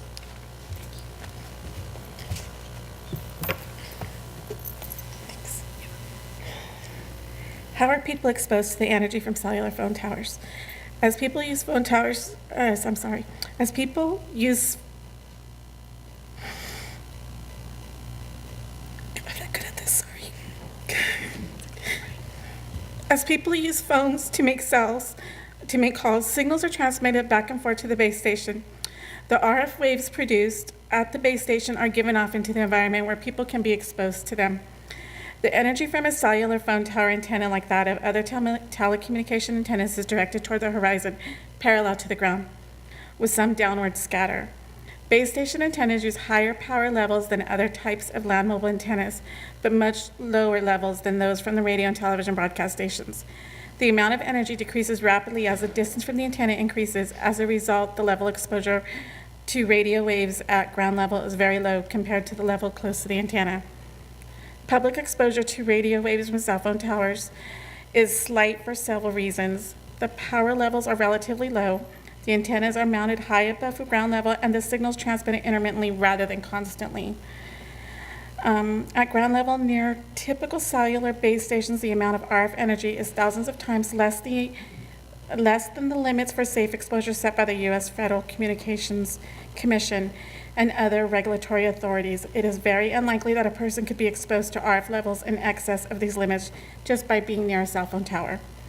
When a cellular antenna is mounted on a roof, it is possible that a person on the roof could be exposed to RF levels greater than those typically encountered on the ground. But even then, exposure levels approaching or exceeding the FCC safety guidelines are only likely to be found very close to and directly in front of the antenna. If this is the case, access to these areas should be limited. The level of RF energy inside buildings where a base station is mounted is typically much higher or much lower than the level outside, depending on the construction materials of the building. Wood or cement block reduces the exposure level of RF radiation by a factor of 10. The energy level behind the antenna is hundreds to thousands of times lower than in front. Therefore, an antenna is mounted on the side of a building. The exposure level in the room directly behind the wall is typically well below the exposure limits. Do cell phone towers cause cancer? Some people have expressed concern that living, working, or going to school near a cell phone tower might increase the risk of cancer or other health problems. At this time, there is very little evidence to support this idea. In theory, there are some important points that would argue against cellular phone towers being the cause of cancer. First, the energy level of radio frequency waves is relatively low, especially when compared with the types of radiation that are known to increase cancer risk, such as gamma rays, X-rays, and ultraviolet light. The energy of RF waves given off by cell phone towers is not enough to break chemical bonds in DNA molecules, which is how these stronger forms of radiation may lead to cancer. A second issue has to do with wavelength. RF waves have long wavelengths which can only be concentrated to about an inch or two in size. This makes it unlikely that the energy from RF waves could be concentrated enough to affect individual cells in the body. Third, even if RF waves were somehow able to affect cells in the body at higher doses, the level of RF waves present at ground level is very low, well below the recommended limits. Levels of energy from RF waves near cell phone towers are not significantly different from the background levels of RF radiation in urban areas from the sources, such as radio and television broadcast stations. Studies in people. Very few human studies have focused specifically on cell phone towers and cancer risk. In one large study, British researchers compared a group of more than 1,000 families of young children with cancer against a similar group of families of children without cancer. They found no link between a mother's exposure to the towers during pregnancy based on the distance from home to the nearest tower and of the amount of energy given off by nearby towers and the risk of early childhood cancer. Another study, researchers compared a group of more than 2,600 children with cancer to a group of similar children without cancer.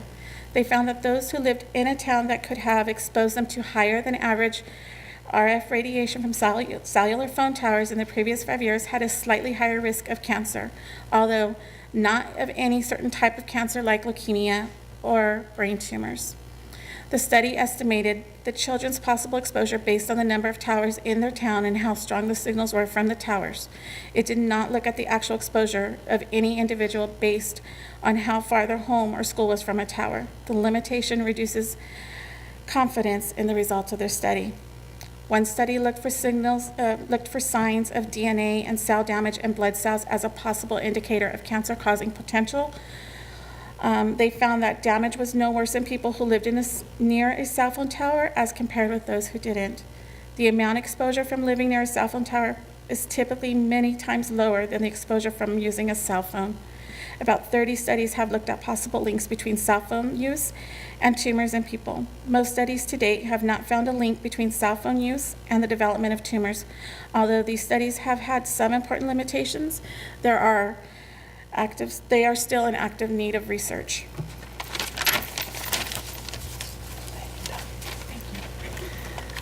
All right, I'm going to go ahead and talk about some of the aesthetics and how it's going to affect Cupertino as a whole. So 5G in Cupertino, what will it look like? If you look at this picture right here, you can see The blue areas are from the coverage from a large tower, right? So we have a brand new large cell tower right here in this parking lot of City Hall that's been here for no more than 6 months. So that tower right there is a perfect example of what this blue shaded area would cover. The small cell, what we're talking about, is all these little small kind of yellowish cells within those blue cells. And how it's going to affect Cupertino is really the health risks, which Selena just went over, the aesthetics, how they look, and really those types of things are going to be what determines how much kickback we get from residents and the concerns that we get from the residents of Cupertino. Does this mean that the old infrastructures, like the brand new one in the parking lot, are useless? And the answer is no. The great thing about small cell technology and 5G is that we need those towers in order to move to the future. So we need to utilize what they have moving forward. Next, I'm just going to kind of reference back to the root metrics that we kind of talked about. And I know that it is somewhat limited just because it's based on AT&T.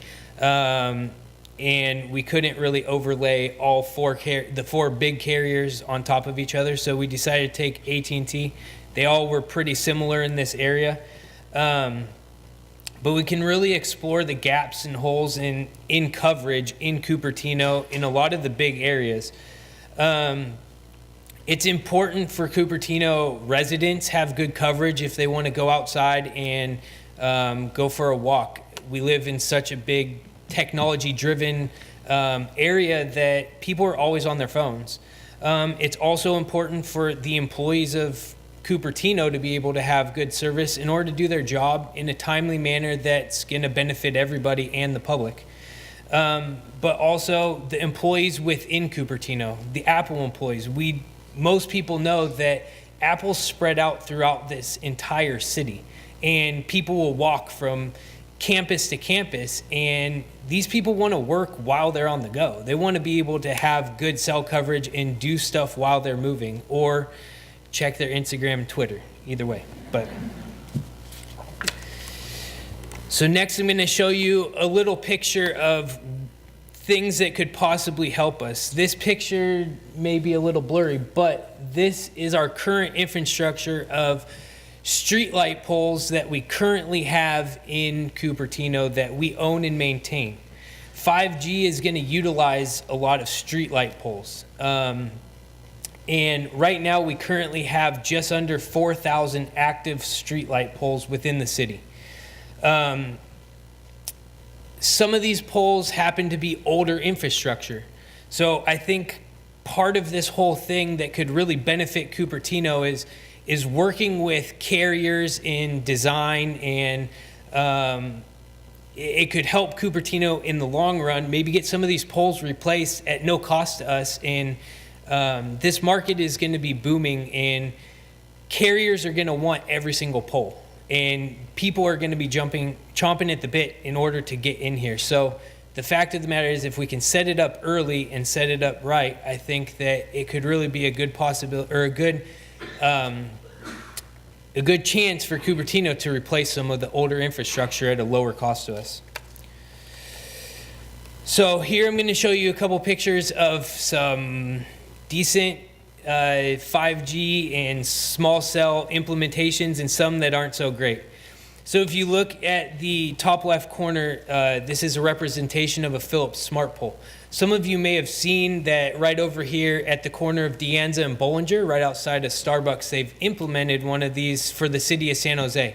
The benefits of this is that you can have two carriers on one pole. It's a smart pole, so the lights turn off and dim, and then they come back on as they see cars approaching. So it saves energy. They're LED, but you can also see that they have a very wide base down at the bottom. And the only issue with that is that in a residential area, we may not have the area with sidewalks and everything for pedestrian access in order to put this in. The one right next to it is a wood PG&E pole, and you can see how it's very clunky, and it just doesn't flow, right? And then the pictures right below that are the cabinets that go with that tower that are, who really would want that like out front of their house, right? I mean, I don't think anybody would raise their hand and say, yeah, sign me up. So I think that the whole point of it is, and then going over to the next one, is that one still sticks out like a sore thumb, even though it's a lot cleaner and it's doesn't look as intrusive. It's still just not a good option and a good look. The biggest thing that the residents of Cupertino are going to be worried about is, does it harm me and my family, and am I going to notice it? Like, if we can do something that's going to be a good medium of the two, I think that we can get a lot less kickback.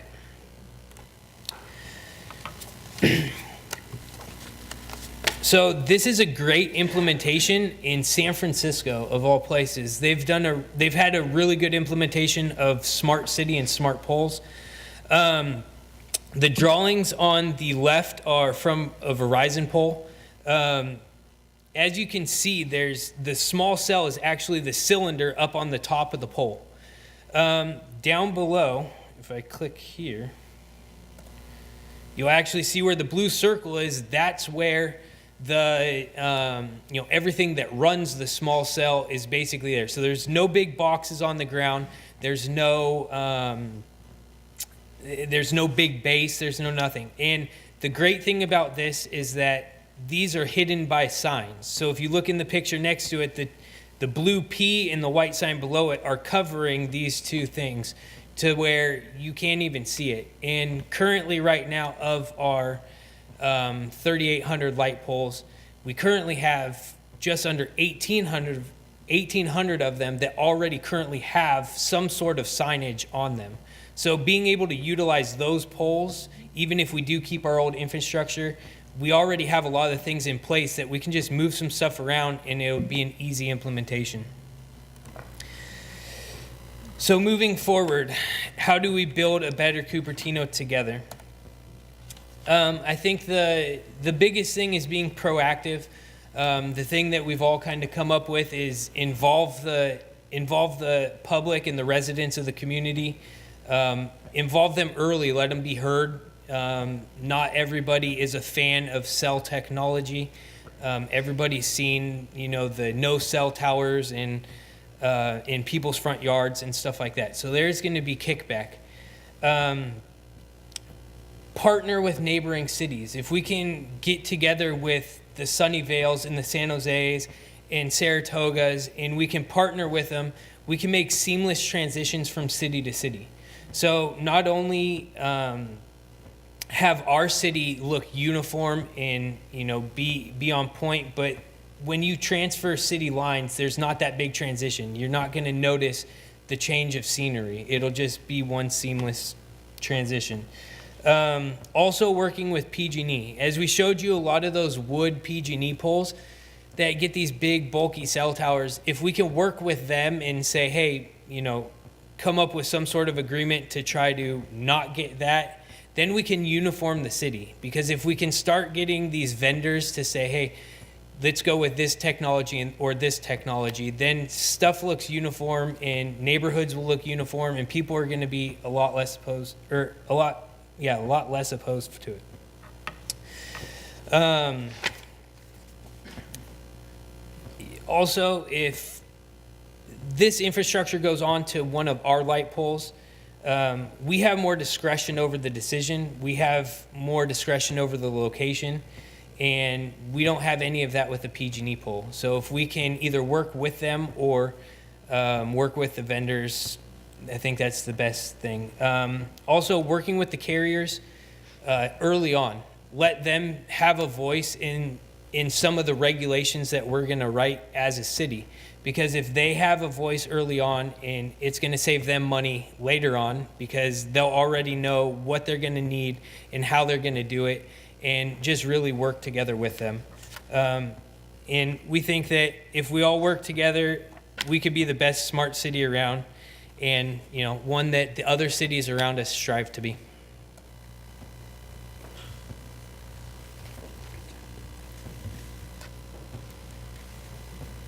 Thank you, Andy. As we progress forward into the future, we will likely embrace the appeal of the small cell. As Grace noted earlier, the small cell is essentially a self-contained wireless access node. Folks, just to put it in perspective, we are now at a point in time where the small cell is roughly not only the size of a sheet of binder paper, but even more impressive, it's the size of a paperback book.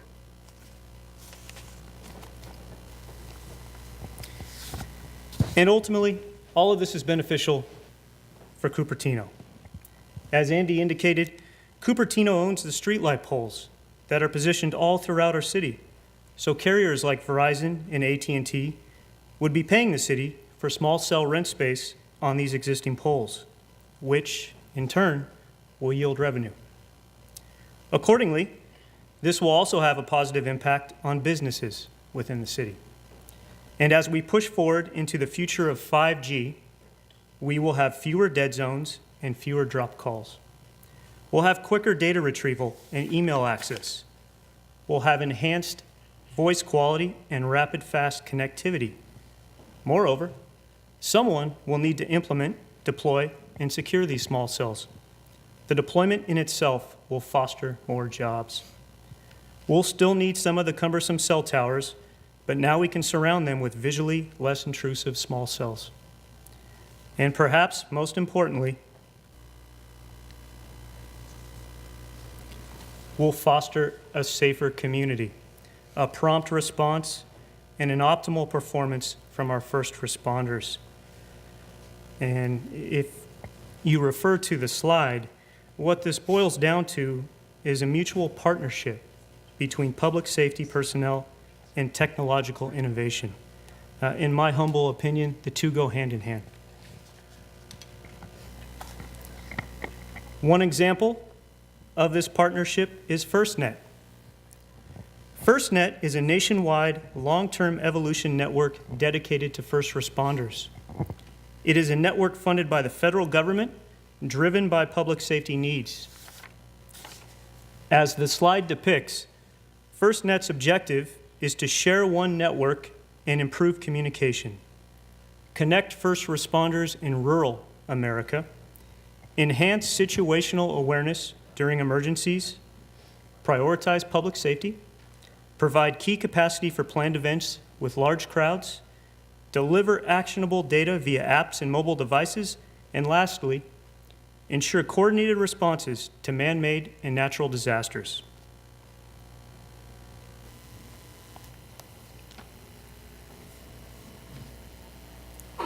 By addressing this subject material here today, we are also increasing our awareness of how we can help enhance and improve the overall response via emergency personnel in Cupertino. We recommend being proactive in informing and educating the community and listening to the community. We also recommend maintaining open communication with the service providers while thinking long-term and maintaining that global approach for 5G and beyond. Always keeping in mind that we're all stakeholders, all of us. As we recently learned from our local leaders at Joint Venture Silicon Valley, and I would like to kindly borrow a quote from their executive director. There's no dishonor in asking for help. Wireless networks are not simple things. Even senior engineers who have been doing telecom for decades struggle to keep up with new techniques. Leaders in all departments, planning, public works, economic development, real estate, utilities, should not be embarrassed to admit what they don't understand, and they should bring in qualified help as needed when sorting out options.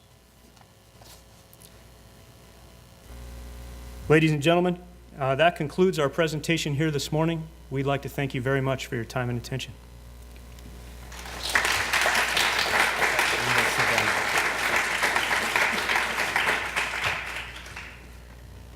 Hi, this is David Brand. I'm the city manager here. Thank you. Great presentation and actually extremely timely too. So in case you didn't know, the city council will be considering 3 leases for small cell tower applications, master leases that potentially be all over the city. And I wish that council could see this presentation because it has excellent information in it. And we know that we'll get, we have a fair number of people in our community who just have sort of a gut reaction about cell service. I'm sure Councilmember Sinks will have some things to say about this too, but non-science-based reactions to, things like, oh, the RF is going to give me cancer and it's going to, injure my children, things like that. And they don't often hear from, especially the safety responders saying, this is critical. What are you going to do if you dial 911 and your call gets dropped because there's no service, right? I mean, that's a real health implication. So maybe Councilmember Sinks can find some way of maybe getting this thing to the rest of the council so they can hear this presentation. Thank you. Well, we allow 3 minutes for each speaker under an item. I would welcome your coming. I think the angles that have sold best in the past are, to explain to folks that there's a lot more, maybe 1,000 times more energy coming from this than the tower. People that don't want to listen won't listen, but for everybody else in the room, science matters, right? And if you talk about that and say, this thing has to do a lot less work in putting out its transmitting power if you have a facility closer by. So actually, because this is 1,000 times bigger, 100 to 1,000 times bigger, you'd like that tower to be a little closer. I think that's an effective argument. I think your public safety argument is huge. If you got somebody from, I could understand why, frankly, City of Cupertino employees might not feel terribly comfortable. But in any case, a public safety argument that the sheriff's office makes or fire in its capacity makes have been effective in the past in helping with these arguments. Barry Chang, as you may know, is working on a Smart Cities Conference and initiative, and he thinks we need to become a smart city. If you look at one of your graphs, you showed a 5x increase in projected data usage in the next 5-6 years. How are we going to do that? Experts have told us, and we've previously received studies that say, you have to have these DAS functions. So I would welcome your presence at the meeting. If for whatever reason it doesn't work out, I will, during my comments or questions during the meeting, I'd love the slide of your map showing AT&T coverage. And maybe also the one that shows the escalating demand. I think those are, if we distill it right down, you could make a great point with those 2 slides. And I think David, do we have in our proposed budget a study of holes in cellular coverage otherwise from all the carriers or major carriers? Yeah, it's underway now, I believe. It's under what? It's underway. The study is underway currently. Okay, yeah. So I think, right, we're doing something more systematic for all the major carriers, but you've given us a great story here, and as somebody who, I helped champion getting gigapower in here, right? So that's also, wired connections are also part of the network, but we know increasingly that people are expecting more and more on these devices, and so this is integral to public safety as well as everything else we do, and we ought to be thinking through these good things with good science as you've presented, so thank you. Thank you. Thanks.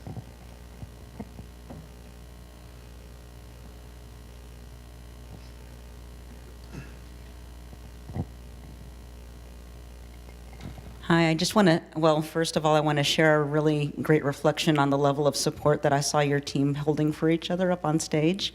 That was really heartwarming, and I was wondering if I could put you all in my pocket right now and take you home. But my real question is, do you have a sense of the the feedback that you do have right now of Cupertino residents to put this effort forth? And if not, what efforts are being done to survey that? We did actually do a survey on Nextdoor to see if there was public interest or concern, but we didn't get enough responses that we felt it was worth putting in here. We only got 17 responses for the Cupertino Nextdoor, so I think it's worth maybe putting it out again before it's presented to the community, or maybe it's some sort of public forum, because I think people will be concerned when you start actually implementing it. Thank you.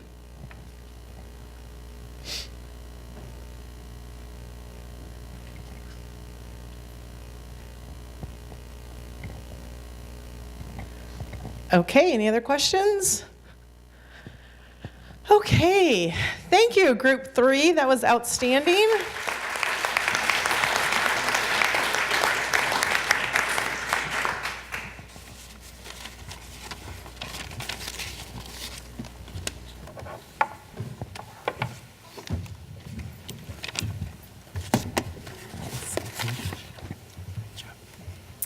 Okay, we welcome you to stick around for a little bit longer.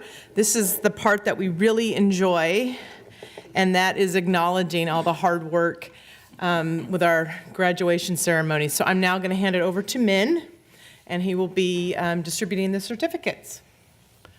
If I could ask Councilmember Sinks to come up to help me hand out these certificates. You've seen them in the project teams, but now I'd like you to know a little bit about them personally, all right? So first is Andy Badal. Andy wants to be the best husband, father, friend, and colleague that he can be. In all interactions with people, he chooses to show strength with gentleness, courage, and compassion. Andy, come on up.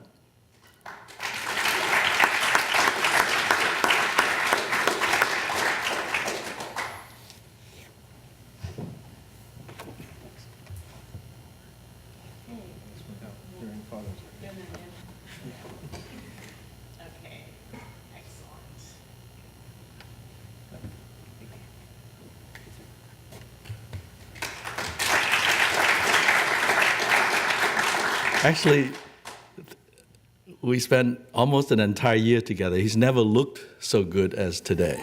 He's just cleans up very nicely. Yeah. Next is John Black.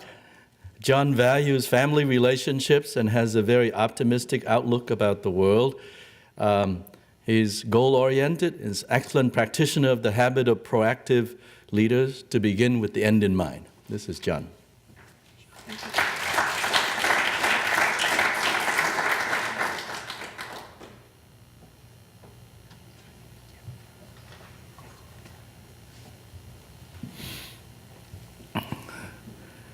You've also seen and heard from Barbara Chang. Barbara's favorite expression is that science can add years to our lives, but we must add life to our years. And how she adds life to her years is by living with the 4 C's every day. And the 4 C's stand for caring, compassion, community, and change.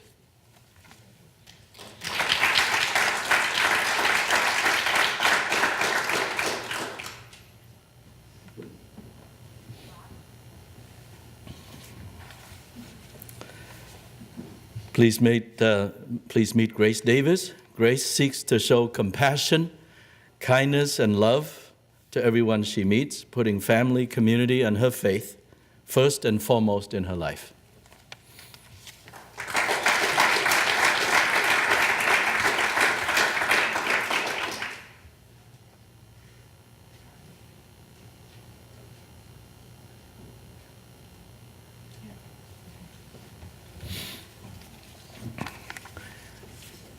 Please meet Nancy Duan.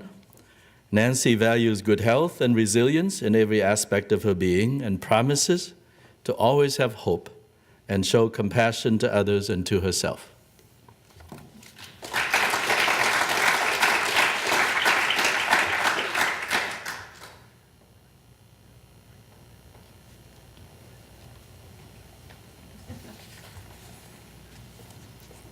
Please meet Selena Dutra.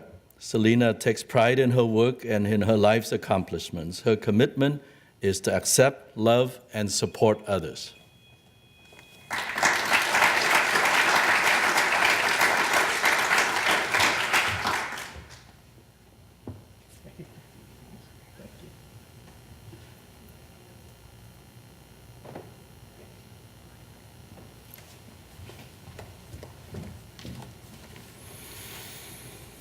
Next is Mike Loomis.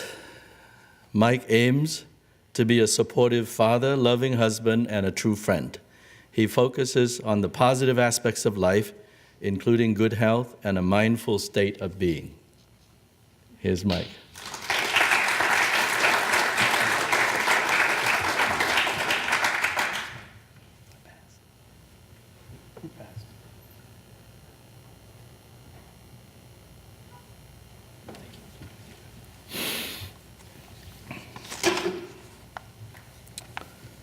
Please meet Gianpaolo Martia. John wants to treat those around him with the same love, respect, and patience as he wants to be treated with.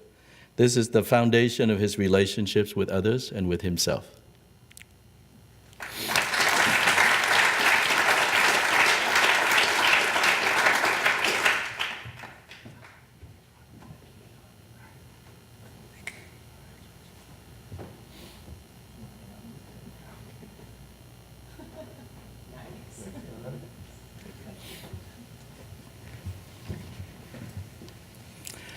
Please meet Ryan McGuire. Ryan's highest values are integrity, devotion, loyalty, and unconditional love for people.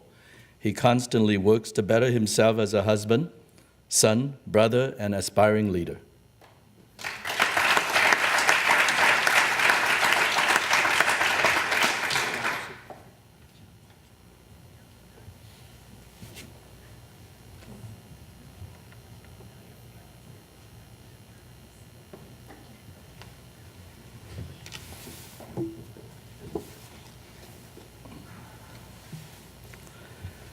Please meet Daniel Mestizo. Danny is first and foremost courageous. The cause of this has to do with his commitment to growing and developing, which is why he would volunteer and take risk in his work and his life. This is a proactive and committed leader, and we will continue to see him do great things in the future.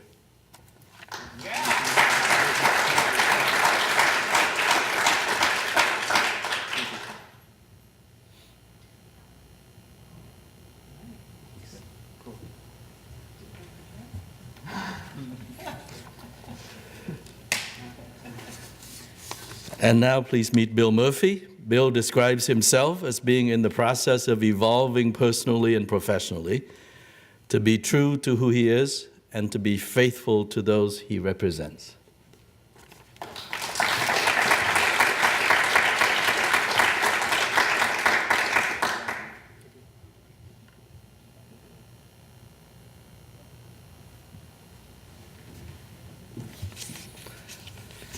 And last but not least, please meet Ingrid Velasquez. Ingrid is committed to having a positive outlook in all aspects of life and to people in her family, in her workplace, and in her community.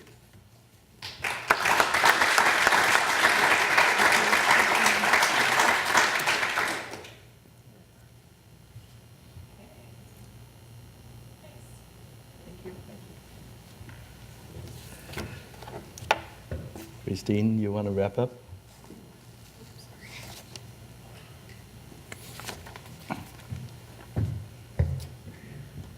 Right. Well, thank you.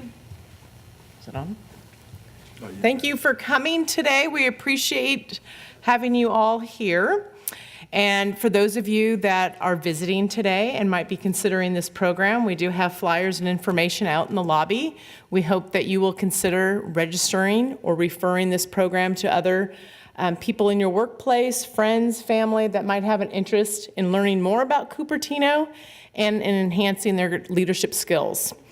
So thank you to all the graduates. Thank you to Min Lee for his partnership. And many thanks to our City Council and City Manager for their support with this annual program. Thanks so much.